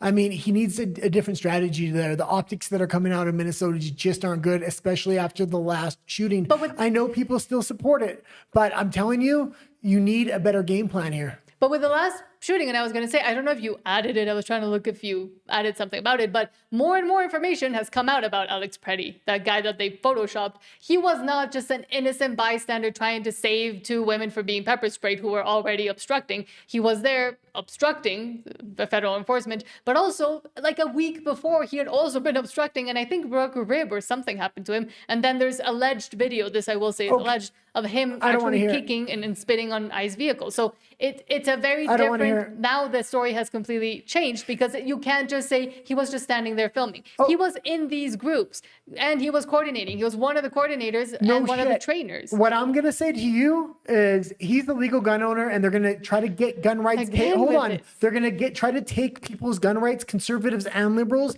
based upon this case. They're going to try to get rid of free speech or at least step on it. You can't go to the insane conspiracy. Okay, what I'm saying is that was... Yes, he was illegal. Yes, he was legally carrying. The minute he gets into an altercation and decides not to cooperate with police, with law enforcement, he is now in the middle of an armed conflict with police. We already went through a full episode. I know. We've seen that one case differently. I'm still all for deportations. Don't get me wrong. That did not turn out well for the police or for the Trump administration. They need to reevaluate their tactics so they can appeal to the moderates in the midterms. And that doesn't mean stop deportations. That means do it in a much more strategic way. But what I'm saying is that now that more information has come out at the parallel to all the signal chats being exposed and all the people within them being exposed, it's giving a little bit better optics, worse optics to him and the reasonings as to why he was there and what he was doing. They were freaking lucky with that case. As bad as it looked, it could have looked a lot worse. And if they continue in the streets like that, it's going to end up being a little girl or it's going to be something worse that it's going to cause ICE. So take this as a firm warning. Change your tactics now so you can appeal to moderates. You can still deport people. Obama did it. Clinton did it. A lot of other presidents did it in much more mass than Trump. Trump's not having a lot of success with his ICE program. And he is having a lot of success at airports by giving $2,500 to illegals to leave the country. And I will agree, Kristi Noem is a lot at fault for this and for what's happening. Number one, for putting Bambino up there and also letting him speak, because I do think he has messed up a lot of the press conferences he has given, but also by trying to make it into Like, yes, you want to show that you're doing it and you want for it to be part of the campaign for the midterms. But I think the way they've been going about it optically because of Kristi Noem, and she's trying to make it into like a social media campaign, that has also hurt a lot. And the fact that they're feeling that they have to go show everybody what's happening.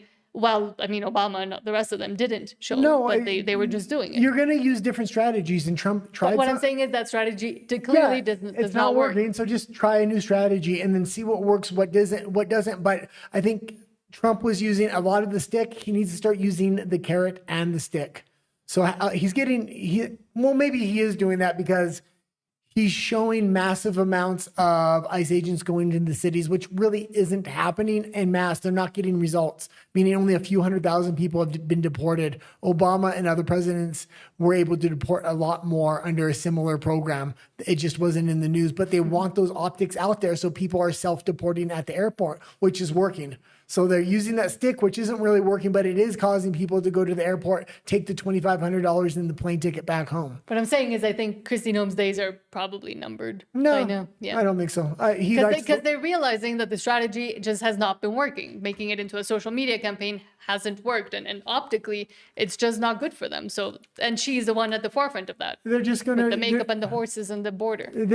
She's a loyalist. They're just going to put her somewhere else in the administration. Same with him. Yeah, but don't put her in the most sensitive and important thing that they're doing. Yeah, the problem here is this gentleman that just got relieved, he's not getting fired. There's rumors he's going to go to California. And if that's the case, that's going to be even a worse optic, I think. Next order says, quote, following our report, because he broke that Bovino was being moved at least, President Trump has personally stepped in and saved Greg Bovino's role as commander-at-large of the U.S. Border Patrol. Sources tell me Kristi Noem fully backs this decision. Okay.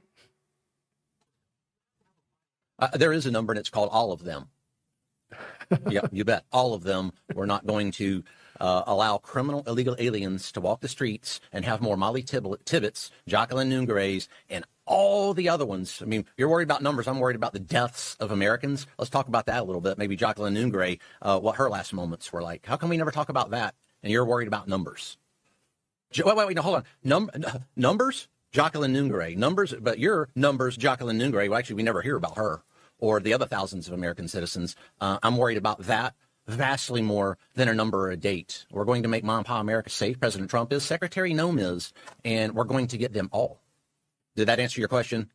Sorry. Well, you can leave it there. And I would want to say one other thing, and I was kind of thinking about this today.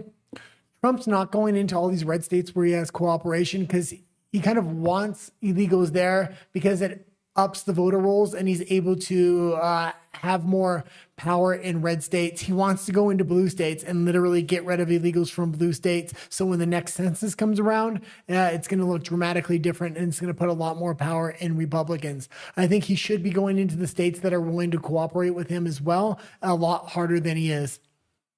And we did show, when was it, last show on Monday, some of the reaction from the celebrities and the elites about what's going on in Minnesota and just with ICE in general. A lot of them wearing ICE out pins at all of these awards. And I think it's just going to continue to ramp up as the Oscars come up and the Super Bowl and etc. Bad Bunny and so we're going to continue to see this. And here's another example from actor Ethan Hawke. Well, Ollie London says, actor Ethan Hawke says he feels America is no longer a free country. And hold on, this is what I felt like under Biden. And that's why I put this clip. And Biden was actually working behind the scenes with social media to bring censorship in because he knew the government couldn't do it under the First Amendment, but private industry could. The Twitter files expose that. And the EU's currently doing that. Canada's currently doing that. If the Democrats get in 2028, we're actually going to have what Ethan Hawke says he feels like is happening. What he feels like is happening isn't happening. It will happen in 2028 if a Democrat gets in. Confession through projection, essentially. Afraid to speak publicly. And I feel like it's not that I'm afraid, but we're weary. The environment is so corrosive and free speech is so inhibited and the power, there's so much fear in the air. I've never witnessed it. And it feels really wrong. I was 30 years old and I watched one of my favorite actors, Warren Beatty, win the... What is he dressed in his Mao suit? And on top of that, they're just arresting people en masse in the EU and other Western countries outside of the U.S. for exactly what he says. Well, It's not, but I feel, Like, well, if- what you feel, what I see happening in the EU is actually happening. Like, what if Trump and the right were such fascists, he wouldn't be able to even speak right now and say that he's afraid of what he says he's afraid of. Kennedy Center honor. And George W. Bush gave it to him. Nobody was more vocal campaigning against George W. Bush than Warren Beatty. Warren Beatty's masterpiece, he's playing a communist. And Warren Beatty goes and accepts the prize, and George Bush gives it to him. And they're getting their picture taken, and they're talking about America. And I remember I was 30 years old, and I thought, I'm an artist in a free country. And I felt so grateful. I was like, wow, this is a free country. Free country, yeah. You know, this is a great country. And I don't feel that. And what's going on in Minneapolis is... Yeah, George Bush was this was when the Uniparty was in full effect in the United States. That's why the neocons were going to Iraq 1, Iraq 2, Afghanistan. Of course you loved it because this was neoliberalism at its fullest. They had controlled opposition through the neocons. And same as with Jimmy Kimmel. Like, now they care about free speech, but they're still having it because they're still being able to complain about it. Extension of that. Obviously violent. It's obviously wrong. And I'm scared to talk about it because I want to invite, I don't want to push anybody away. I want to invite what's best in America to come out and invite it in because I know we're better than this. Absolutely ridiculous, especially considering what's going on in almost all other Western countries other than the United States right now. And I will say... and there they are actually jailing and censoring comedians like in the UK. Yeah. Okay, let's continue on here. From Wall Street Apes, quote, the Republican Party better wake up. Democrats are literally telling you their plans. Lincoln Square Media, which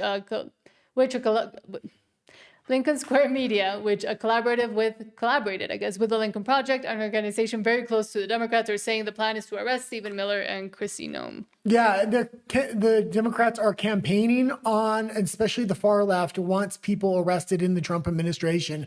That's what they're campaigning for in the midterms. They think that's what's going to have the left turn out, and it probably is. And then they're going to want to deliver on those promises so they can win the 2028 election.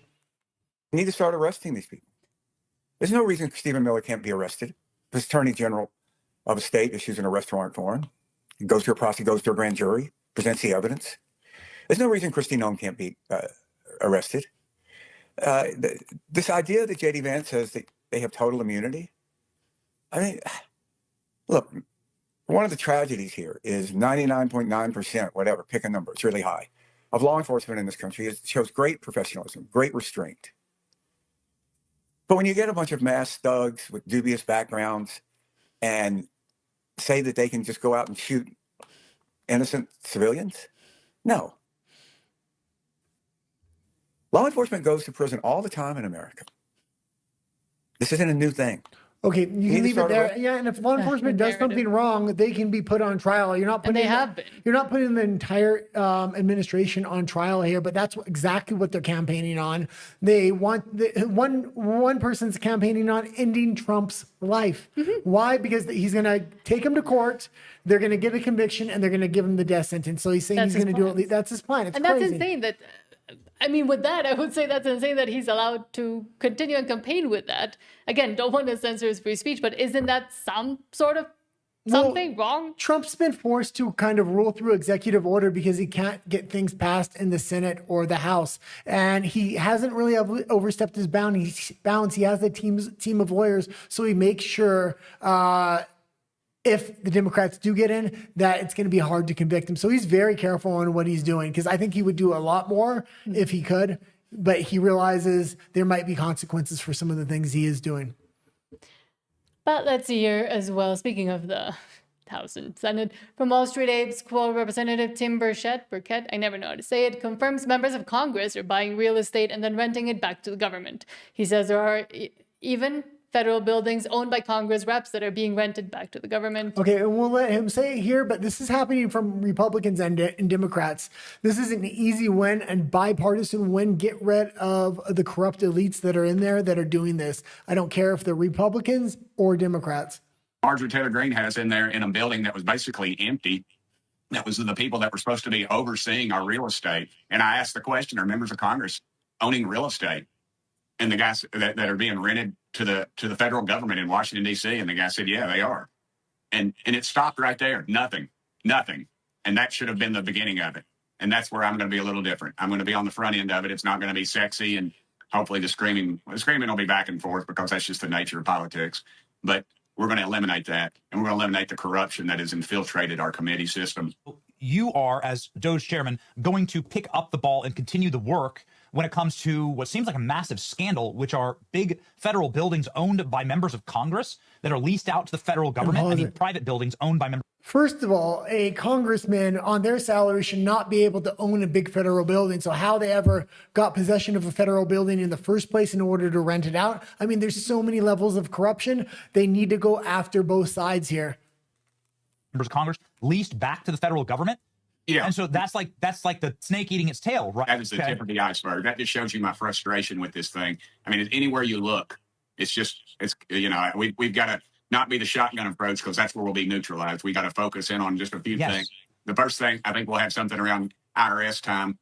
What's the big complaint with the IRS, outside the fact they're stealing your money, is that you can't ever get to them. Their technology is not intermingled. I found out that through government duplication, I've got a chart. It's just the craziest looking thing. And it shows, and my staff has uncovered basically over $1 trillion of just simple duplication within these departments. Okay, you can leave it there. And the problem is they're uncovering all this corruption. I'm yet to see massive amounts of convictions. That's what we need. They need to get those well before the midterms. If they even want to have a chance here, they need to put that in the public eye. They need to get those cases started now. A lot of those people will be willing to cut deals because they don't want to go to trial. They need convictions or people that are going to cut deals and even do small amounts of time to kind of sway people for the midterms here. People want to see the deep state or the swamp drained. And doing it from both sides. And I think that would be an important thing that would also get almost all of America on board with saying, okay, yeah, they do want to do something about the corruption. And it's not just lip service that they're complaining about it, but still to this day have yet to fully drain the swamp. Well, I think they might have a shitty plan here of, we'll wait to just before the midterms and then we'll file all these charges against all these people because it will make headlines. Well, no, we want convictions by the time the midterms come around. And back to him from Andrew Tate, but I guess you put it in just for what he says. He says, quote, "The world is collapsing and is never coming back. Amazon accessed 16,000 corporate jobs in an operation called Project Dawn as it pushes AI and efficiency. UPS says it is cutting up to 30,000 additional jobs in 2026 because it expects to deliver fewer packages for Amazon, cascading destruction." Yeah, with AI coming in and robotics coming in, you can do a lot more with a lot less citizens. And this is one of my big justifications for getting rid of a lot of these illegal immigrants. You just don't need them because the world's about to change. Focus on your actual citizens and put a moratorium on immigration completely right now until you figure out what the future is actually going to look like. And also, as Konstantin Kistin mentioned, I mean, in the UK, it was 50%, but most young people have been encouraged for the past 10, 15, 20 years to go to college. And now there's an overpopulation of overly educated people that are just not necessary in a system, in a world where there's a massive population collapse, especially in the West. And yet you're still importing more people also to replace those that they're needed or that do the blue collar jobs that the few Americans could still do, or like the few people in the West could still do. I need you back because I lost my train of thought. Okay, let's go into the next story here. From Benny Johnson, quote, "Bank of America set to match $1,000 government deposit for Trump accounts for children." Okay, and this is fantastic. And this is the kind of policies that Trump has kind of been doing. He gets the investment of the private industry to kind of match the government. And this is in a lot of different fields. So whether it's in manufacturing and government putting subsidies in and then the private industry coming in, it's private industry and government working hand in hand to get things done quick. And this is just another one of those good policies. So keep going with these kind of things. Okay, let's go. And I was going to say about the Amazon thing, also with the whole collapse or potential collapse soon, we're also continuing to see silver prices rising, gold going insane. Everything seems to be turning into a worrying direction. Yeah, a lot of people are speculating the collapse of the U.S. dollar, and that's why they're saying the elites and the rich are really buying into gold and silver now. There's a lot of reasons gold and silver is going up. I've kind of covered that a little bit, but It's going to be interesting. There's rumors Trump has a plan to have an internal and an external currency. So we'll see what kind of happens there. If we have any comments, let's read the comments, and then we're going to go into the EU. I think it's the first story is kind of crazy in the EU today. Okay. Trent Briggs says the people encouraging the agitators need to be charged, and facilitating and helping them and encouraging them too. Yeah, this looks like a massive funded color revolution. Just pull out of that state for now. They don't have those same that same funding in organizations in other states. Specifically, they have that state set up for something like this ever since what happened with George Floyd. And Trent continues, they are getting citizens killed. And yes, and I think those that are like the Supra organization or part of the ones financing, but also creating these groups and doing the manuals and doing the trainings, all of them and the organizations that they either work for or receive funding from, and then who those organizations receive funding from, because we know it's like a ladder that goes sometimes all the way up to the same old, Soros, etc. Well, there's a lot that needs to be, they could use this to go investigate that further. Why don't they do that? There was a ton of training videos I didn't put in there. We did kind of watch the one and they showed the audience and it was a bunch of Somalis. And there were other training videos with Somali women showing how to stomp and get in a police officer's face. They realized that they may pull out ICE, bring Doge and the IRS in there to start investigating these Somali communities. But they're already doing that. What they want is an incident within the Somali community so they can kind of push back against the government and saying, you're racist, you need to back off now, you're breaking our civil rights. When it's the Somali community that has been breaking the backs of Americans with billions of dollars of fraud over the last who knows how many decades. Mm-hmm. Sean says Minneapolis is a Pyrrhic victory for the Democrats. They are already arresting loads of people from the protests. They got a lot of people to arrest, and this was strategic for Trump to fake retreat. Yeah, hopefully there is I hope he's playing 4D chess, and I hope you're right. But there could be a price to pay in the midterms for it. So, but if he is the gentleman that was running ICE in Minnesota, if they did reposition him into California, he's right. This may be the strategy. And then they're going to play the same strategy in California, have everybody expose themselves, use AI, use facial recognition, and then go do arrests. So maybe. Sean says, actually, Trump is 3 to 5 points ahead of the 2018 election numbers. Yeah, I really, really hope so. Again, I think it's a very loud minority that is making it seem like worse than it is, I think. I think in an election year, he might do okay. But in a midterm year, midterms are very hard for the party that's in power. So there's a lot of good financial news that's going to come in just before the midterms. Like it's already coming in, but the rubber's going to hit the road and you're going to see the results of that just before the midterms. So that's good news. Don't give them an issue like ICE to kind of run on because that's the only thing they have right now. Walker says, have you talked, and I'm going to let you answer this full screen. Have you talked about the purge of the Chinese president in his militia? There are suspicions of DIA infiltration. Yeah, we talked about it first thing on the last episode, and we got throttled for it. Anytime, I noticed anytime you talk about China, you get freaking throttled. And I made a bunch of videos coming out this week about China.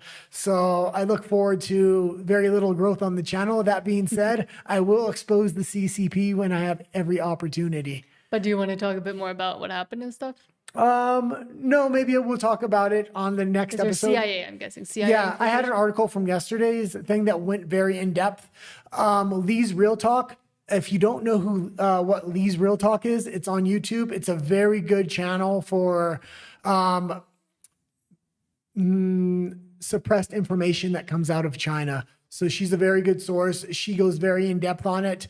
The United States government or the Chinese government was accusing the main general of selling nuclear secrets and a bunch of other false claims that just aren't happening. He's been kind of uprising against Xi for a long time now. He's one of the few politicians or few elites within China that hasn't sent his children to study in the States. He's a true loyalist to China. So I don't think he's selling any secrets to the United States. Do you think there's some sort of infiltration or other extra? Yeah, it's been going on for the past 12 months. We've kind of talked about it here and there. I used to go into it a lot more in depth. We covered it a little bit on yesterday's show. I'll bring the article for Friday that I had for yesterday. But probably more towards the end of the show. It's going to be more towards the end doesn't because get mad. they absolutely hate when it's the opening story. And Sean, thank you, Sean. Sean says, you don't have a Second Amendment right to commit a crime. You don't see gun robbers saying they have a right to carry. No, but I don't want to see whether it's digital ID. I don't. You have the ability to strip a lot of rights on the back of illegal immigration, or we need to clean up voting. When somebody has a gun and it's holstered, this is one of those perfect opportunities where you might see the uniparty come together and strip gun rights from citizens. I don't want to see it, and I'm just very cautious, and that's why I put that out first. I don't think it's going there. I do think it's more about the responsibility also you have under the rights that you're granted. Okay, we disagree on that. I'm very sensitive when it comes to free speech and when it comes to gun rights, because the United States is one of the few countries that have very strong gun rights, very, very strong free speech rights. We see that in every single other Western country now. Freedom of speech is being trampled on through hate speech laws and through specialty identity and group laws. And almost none of these countries have good gun rights laws. But to preserve those rights, you also as a citizen have a responsibility and a duty to carry them out lawfully. Yeah, but if you're going to if you start stripping the rights I'm not saying strip them. Of the left, but a lot of people are, especially in the conservative space, you want to strip the left of these rights, you better believe if they get in there in 2028, they're going to strip the right of those rights as well. Yes. Ultimately, the government would prefer nobody to have guns. So as much as I don't like that he had the gun there, I'm going to fight for his right to have the gun there. But not to commit a crime. He didn't. Yeah, but he didn't pull the gun. No, but he reached for it when he thought it went off. We disagree. We don't disagree. Yeah, we do. They can play back the last episode about our disagreement. Walker says Clinton is partly responsible for the crime here. He deported in El Salvador. Walker is from El Salvador. For the crime here, he deported thousands of gang members to El Salvador. Yeah. And then we saw what happened. I mean, yes, there is involvement from the U.S. in a lot of the conflicts that we see, but at the same time now, it looks like they're trying to do something about it, at least. And not in secret and not to foster it happening and continuing to happen. Yeah, I understand a lot of people in El Salvador might not like the fact that they got reflooded with a bunch of criminals that left at one point, but the same thing is going to happen with Venezuela. A lot of Venezuelan migrants that were criminals came into the United States. They need to be put back in Venezuela, and the United States might want to work with the Venezuelan government here so they actually can set up a system, maybe like El Salvador did, to actually arrest these criminals when they land on the ground. Once they stabilize the government. And I like, the more I look into El Salvador's prison system, I like a lot of the things they're doing right now with the rehabilitation and retraining programs for electricians, construction, and manufacturing. Sean says the nurse dude assaulted ICE agents 10 days earlier, assaulted and damaged a retreating government vehicle. Exactly. Sean says ICE is getting 10 times the deportations from Texas and Minnesota. You don't hear about it because local law enforcement works with ICE and Border Patrol. Yeah, and I agree with that. But I also agree with that Trump wants to focus in on blue states because it really messes them up on their voter rolls and other things, especially when they do the census. It really depowers the blue states. So he wants to go in there, and he doesn't want to do it just to red states, because if he just focuses on red states, the census is going to be very low for the people that are there. This is a political game that's kind of played behind the scenes. And what do you think? Sorry, because I read it too quick. What do you think about the ICE, the nurse dude that had assaulted ICE like a week before? Yeah, he should have been arrested a week. He should have been arrested a week before and thrown in jail. Trying to do. Yeah, he wouldn't have been there on that day. And then he resisted arrest while carrying a gun. Okay, it still doesn't look good optically. What happened there? 5 shots in the back. But I think now that people know a bit more about it.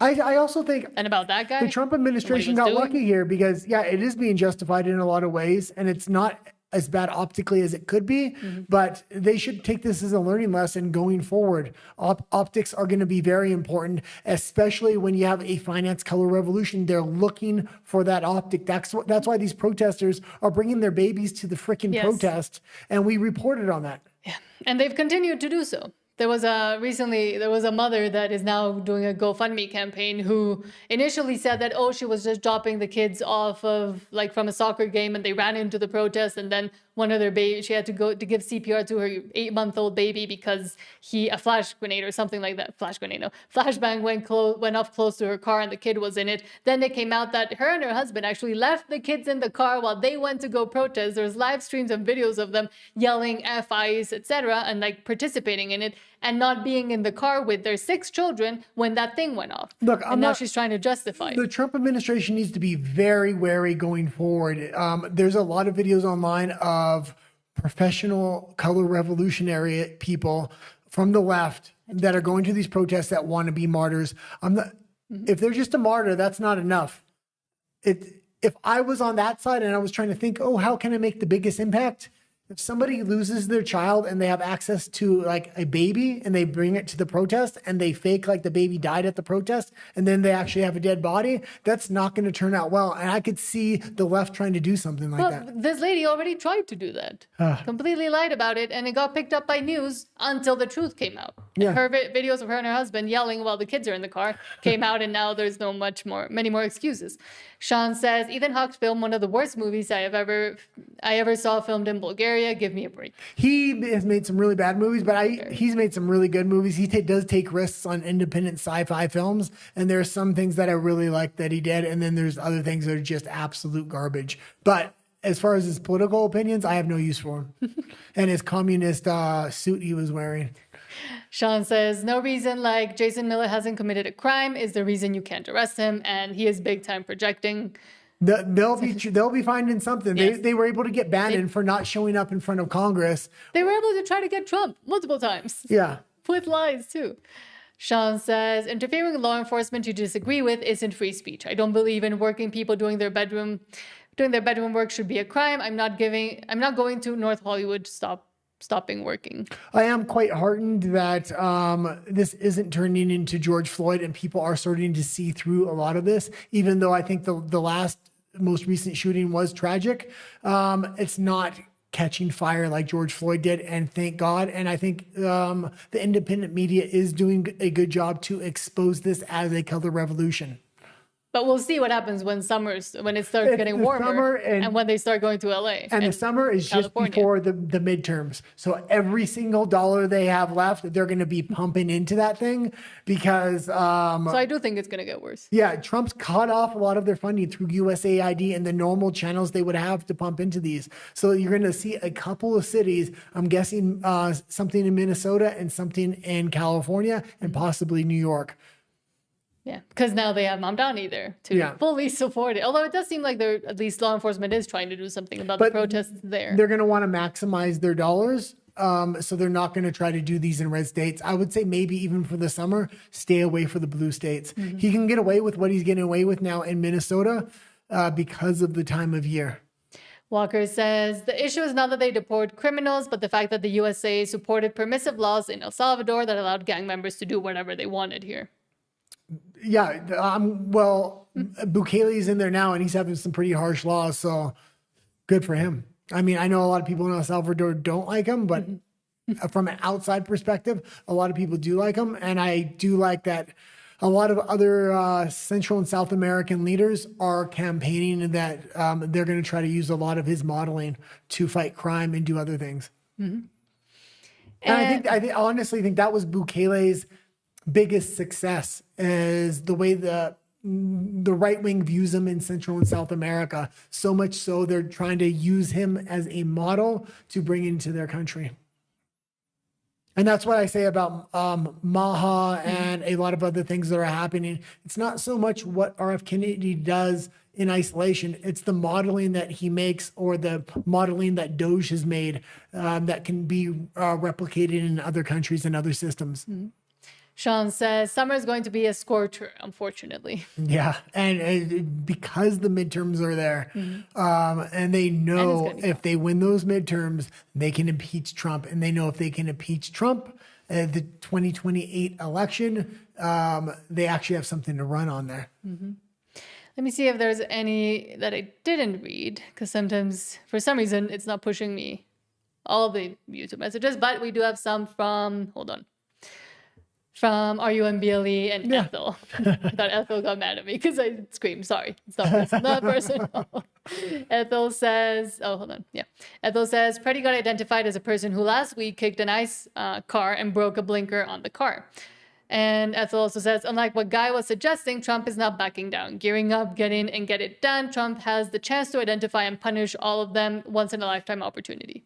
Yeah, I'll disagree, and I'm going to say they need to have a good, firm strategy come the summer.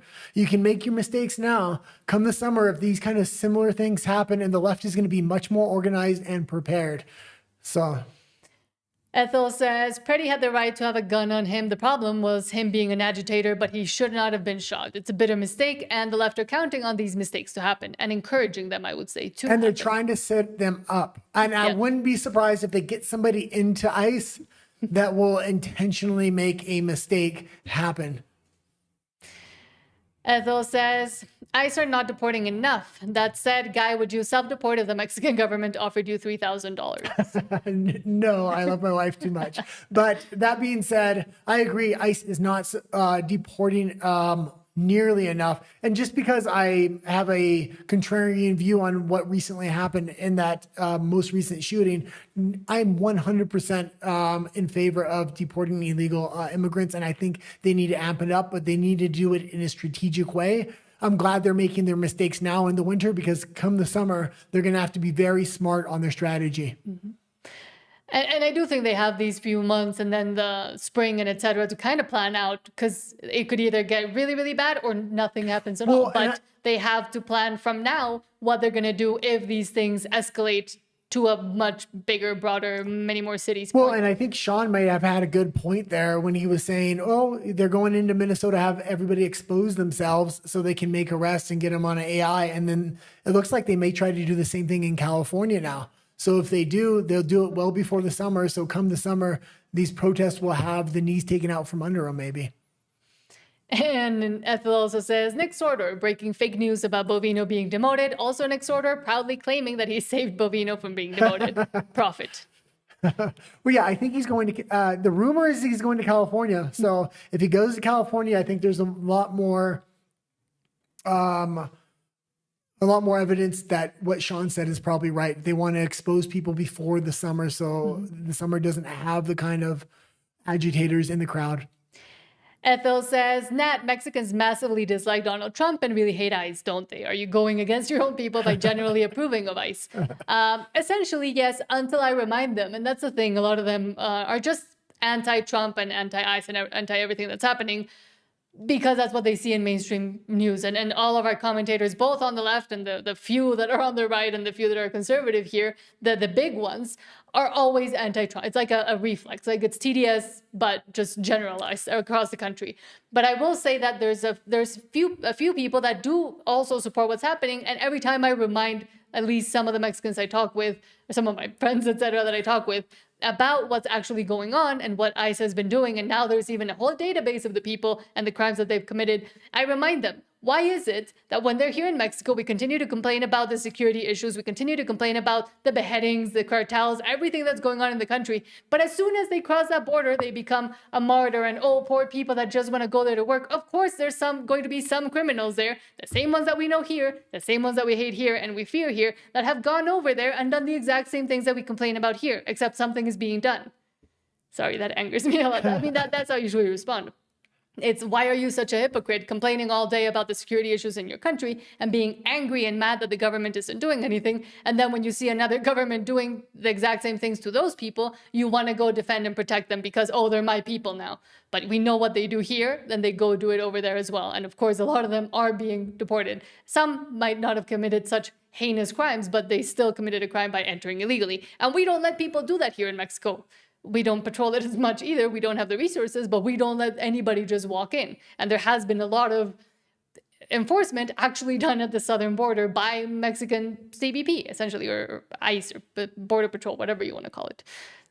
Less so, though, because they're not as effective. Okay, that was my answer for that. Ethel says, the left are bringing in their loyal protesters. The left are bringing their loyal protesters in, hoping that they will get ended in a scuffle, killed in a scuffle. And in this environment, scuffles are inevitable. It's their plan to sacrifice some loyalists for optics. And that's always been their plan within their Marxist framework and their communist framework. Again, the issue is never the issue is a revolution. And they are willing to sacrifice themselves for their utopic, dystopic vision of what they want and to get to their goal. Yeah.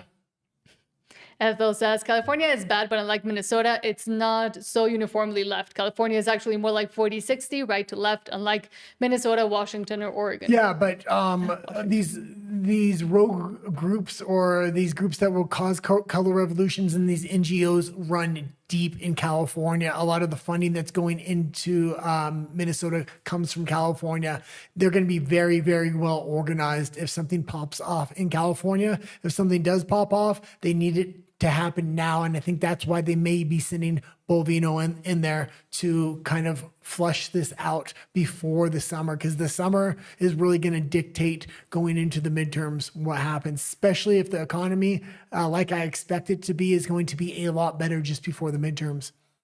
And Walker says, this is true for now. The laws are different in El Salvador, I believe. Yeah. Because that's the conversation you were having. Okay, I took a bunch of stories out of the EU and Canada just so we can get through them real quick. Okay. How many do we you still have? have some comments. Okay. Sean says, Bovino is border control, not ICE. So yeah, California is virtually all border control areas. Yeah, but they're using him for, even though he's border patrolling, you would think he's just on the border. No, they're bringing border patrol agents to work with ICE and in cooperation with ICE as well.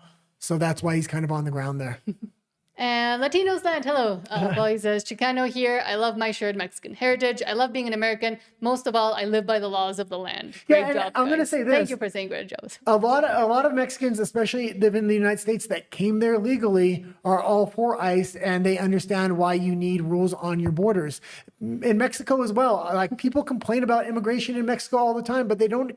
But when the Americans want to complain about immigration, I mean, just it's crazy. Look at the stories of how the people in the border cities and the border states treated the migrant caravan that went through those states. They were horrible to them, and they don't. That's the problem with some Mexicans. They don't understand the hypocrisy of what they're saying and doing. And yes, you can see sad stories about so and so who was dropping his kids off at school. And I said this last stream. Yes, there are criminals that also drop their kids off at school, and of course they're going to go get them when they're doing that because they know where they're going to be. Not everybody is an innocent little butterfly just because they're an oppressed migrant. That's not how it works. And here we complain all day about these criminals, and yet when they're over there, now they're saints, and oh, how dare they deport them? Here in Mexico, there's a large swath of Venezuelan migrants here, and Mexicans complain about them all the time. And they do not treat them well. So yeah, but it's and Haitians and. I think it's a dirty little secret because Scheinbaum likes to portray to the world that, oh, we accept all these migrants. Oh, give us our migrants back from the United States. Give us our criminals back. But the real sentiment of Mexican people is much different here in Mexico. Yes. Okay. A lot of Mexicans are very racist too. Well, I'm yeah, just gonna say that. That's not a big deal. No, I know, but the fact that they're portrayed as a poor, like a minority, so we have to be very, deferential to the poor Mexicans. It's Look, Indian people. We're humans. Humans do bad things no matter what race, color, nationality you are. And people have to learn to accept that. Indian people are racist. Chinese people are racist. I lived in Vancouver. And when these people are your friends, you talk plainly. And it's like, yeah. So glorify no one. Okay, let's go into the EU now. Oh, sorry. Hold on. And they're saying hello to each other. Sorry, I put the messages up. Okay. One last one from Ethel. Yeah. Okay. Ethel says, you guys need to go to Minnesota and infiltrate for reporting. That will play in too cold illegal for me. Mexican. I don't think they'd believe me. They don't believe me. But maybe... And guy will play net supporter who wants his illegal spouse to stay in the U.S. And then when we want to come back, they'll give us $2,600 and a free plane ticket.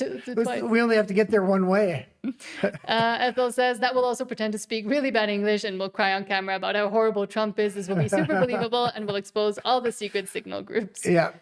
Unfortunately, in Canada, nobody ever believed me that I was here. Nobody believes me I'm from wherever I am.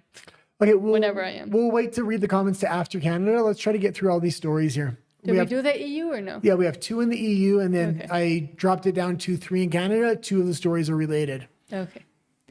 Hold on. Oh, and quickly, Sean says, Polly, go Dodgers. Polly is Latino sent. Okay, let's go to the EU. We always go to 9 o'clock. And we're back. Okay, EU. Sorry. What are you doing? I don't know. Because I pressed the wrong buttons. Lord Bevo says, quote, UK's Prime Minister Starmer arrived in Beijing. He is accompanied by around 60 business figures, including executives from companies such as HSBC, JSK, Jaguar Land Rover, and Airbus. He aims to attract Chinese investment to the UK and expand access for British businesses to the Chinese market. Yeah. Just like Carney.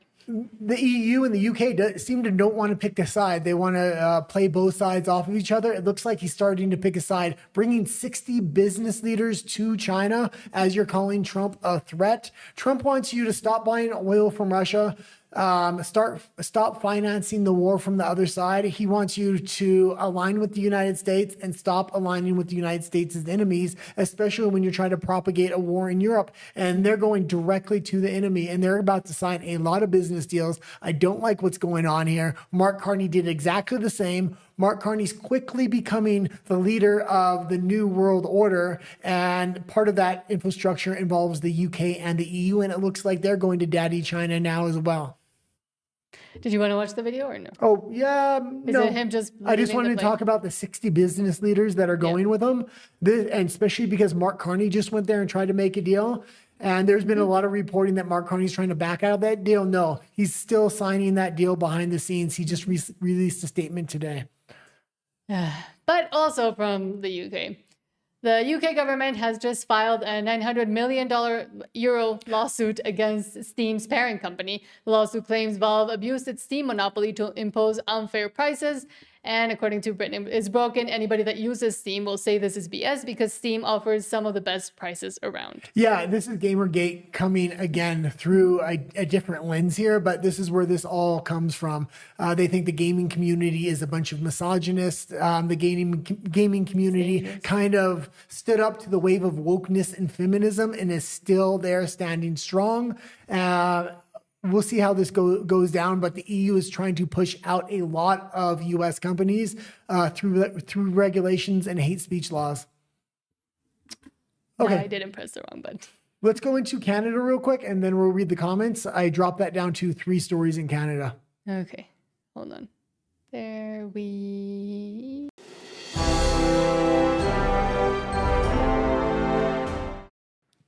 I'm not organized with the buttons today, sorry. There we go.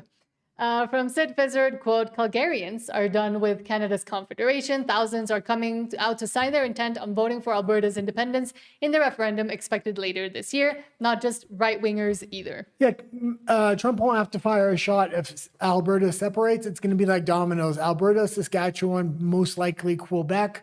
And we do have videos coming out about this all this week. We just had one about Alberta. Yeah, we just released a video about the Alberta separatist movement. We're going to talk about Quebec and Saskatchewan later this week. But any updates, I'm keeping up on this. I really hope Alberta votes for freedom here. Sydney Vizard for Rebel News here in Calgary, Alberta, where an independence petition signing event is going to be taking place behind me. It's already taking place. It started at 11 a.m. today, and it's going to take place probably until 11 p.m. today. Already 1,000 people have walked through the door. It's only been a couple hours, and work hasn't finished yet, so most people are going to be getting here probably around 5 o'clock thereafter, and then we're going to have some speeches. But before we come back, I just wanted to show you a quick interview. Hello, I'm Morgan. I came out here to sign the petition for AB independence. I think that the way Canada is going is not in the right direction. And we do not have very much time left before we are going to be too far gone to be able to restore any kind of constitutionality, civil society, modern rights. And a lot of Canadians are in the left-leaning atmosphere. Are you not just another right-winger attending a right-wing event? Well, I don't know. I mean, I come from the NDP. I worked for them. I worked for Rachel Notley. I've been involved. Okay, you can leave it there. And I just wanted to kind of show his interview because NDP is actually a far left coalition. The New Democratic Party. In Canada. So it's good to see that everybody is realizing the best way forward for Alberta is Alberta itself, stand on their own 2 feet. And if it fails, you always can either go back to Canada or go to the United States. But try for freedom and try to have your own sovereignty. And this is the petition that we continue to report on how many people are actually showing up to kickstart the referendum on leaving. Well, they need 200,000 signatures. It looks like they already got that, but they don't want to submit it until they have 1 million. It looks like their goal is 1 million because they really want to send a message to the federal government, and that really helps a narrative in the mainstream media as well. They're not going to be able to deny 1 million signatures. Mm-hmm. They probably will try, and maybe even try to enact the emergency act so they can stop it. But Kian Bexley says, quote, Alberta independence organizer Jeffrey Rath tells me that Jason Kenney and Mark Carney are the best salesmen for Alberta independence that he could ever hope for, just moments before the largest independence rally in Albertan history.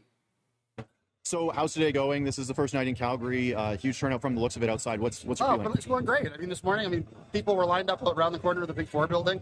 We've had a steady stream of people coming in to sign all day. Everybody's happy. Everybody's excited. Everybody's super impressed with the level of organization and the fact that, we had 150 canvassers here today. So people were just streaming through and getting petitions signed and heading out the door. I mean, this has turned into a political movement that's dwarfed anything that Alberta's ever seen. So we're obviously excited to be part of it. And, I'd like to send a shout out to Jason Kenney after all of his name calling and still alluding to the fact that we're all just a bunch of drunks sitting around in a bar in Didsbury that couldn't organize a 2-car funeral procession. Well, hey, Jason, this one's for you.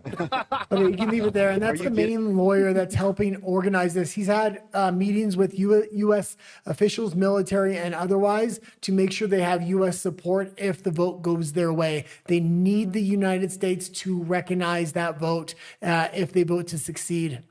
Otherwise, the Canadian government has multiple paths to say we're not going to recognize that vote. And it is insane that given all of this and given all the discontent there clearly is because people are voting to leave the country to divorce from you, Mark Carney just continues to push the same rhetoric and thinks he did so well at Davos and thinks he did so well with his meetings in Beijing. And now we're seeing, for example, the UK doing exactly the same mistakes. Well, it's all the Commonwealth countries that are crazy. When Mark Carney goes to meet Xi Jinping, cuts a deal, and then talks about the New World Order, and then, oh God, what else happened? Then he tried to deny ever saying globalism again. He tried not to say globalism. Well, yeah, all the deals he's making with China, this just plays right into the Alberta separatist movement's hands. They do not like this at all. Exactly. That's the opposite direction they want to go. And most Canadians, if they knew enough, would also be against it, except their media is completely controlled and subsidized by the government, so they don't get to hear about it. Like this, for example, from Yuri Fulmer, quote, did you know that Coastal First Nations is just an advocacy group? Yep, it's just branding like Coke or Nike. It was set up with millions of dollars, Coca-Cola. You can leave it. You can leave it there. I'm going to let him explain. We're going to play this entire clip. It's important if you live in the United States, the EU, even Mexico. They're trying to create a similar networks and plans in order to implement this, to take away sovereignty from governments. And I think there's a bigger plot here to create a multinational government. And this is in British Columbia, Canada. For far too long, this NDP government has failed to keep foreign influence out of BC's political landscape. Right now, there's nothing stopping foreign companies and American billionaires' foundations from pouring money into organizations in BC that shape and influence our political debate. She's been the face of several blockades and at least one occupation in Vancouver. We are Indigenous people who've lived on this land for a very long time. Knight clarified she's been in Canada less than a decade. Do you have any ties with the First Nation? Like, are you First Nations or Indigenous? You are? Okay. Can you tell us which band? I'm Yurok from Northern California and Navajo from New Mexico. Oh, cool. So you're not Canadian? No, I'm not. So what brought you up here? I came here for school. I believe that British Columbian politics should be for British Columbians. Let me give you an example of what I'm talking about. The Coastal First Nations. Time and again, we keep hearing that coastal First Nations are opposed to any pipeline and will stop any development. Here's the thing. The Coastal First Nations is just a name, like Coke or Nike. They're officially known as the Great Bear Initiative Society. They have their offices at the corner of Granville and West Hastings in Vancouver. These guys are a political advocacy group that was set up with millions of dollars from left-wing American and international foundations. We just had Tides Foundation there. That is also connected to the protests we're seeing in Minnesota right now. There's a lot of Chinese money and Russian money coming into this this group specifically. They want to block any pipelines, any natural resource development, because it benefits China and Russia immensely if they can legislate the Canadian government against themselves. focused on stopping oil and gas development, as well as stopping mining and forestry in British Columbia. These organizations have donated millions that have gone in service of that one goal. If you want to funnel millions of dollars into radical protest or advocacy associations and pass it off as a legitimate civic activity, I believe people in BC have a right to know where the money is coming from.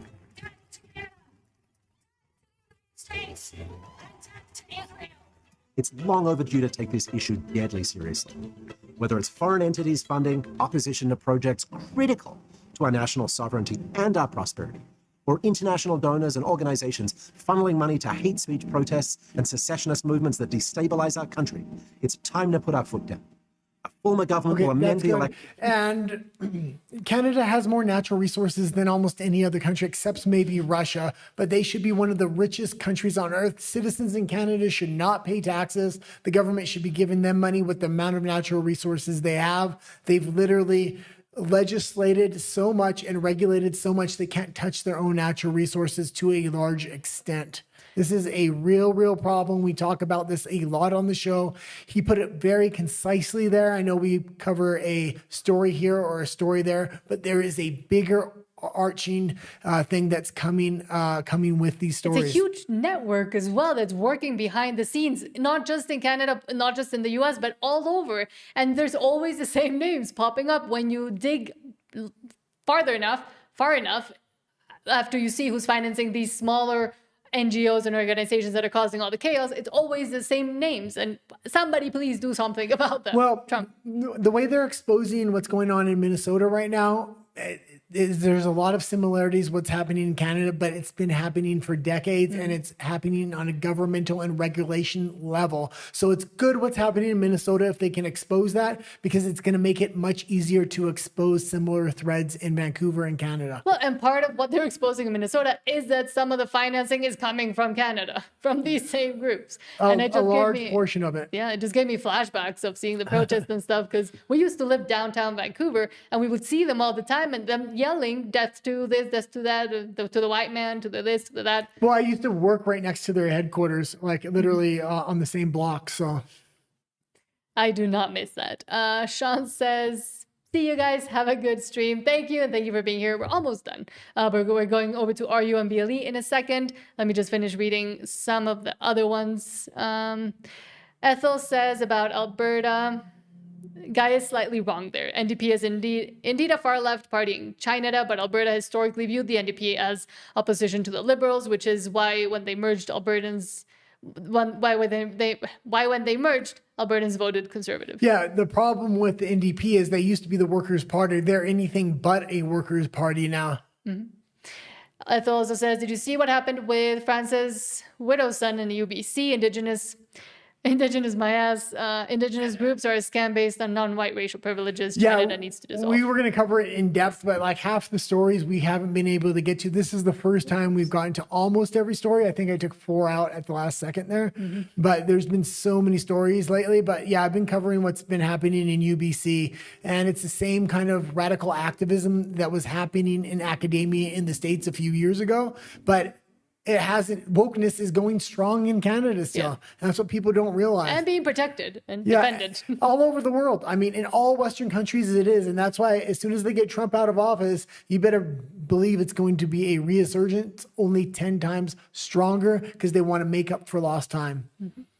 But now we are going over to RU and BLE. Please don't forget to subscribe here on YouTube. It really does help us out, even when we fight.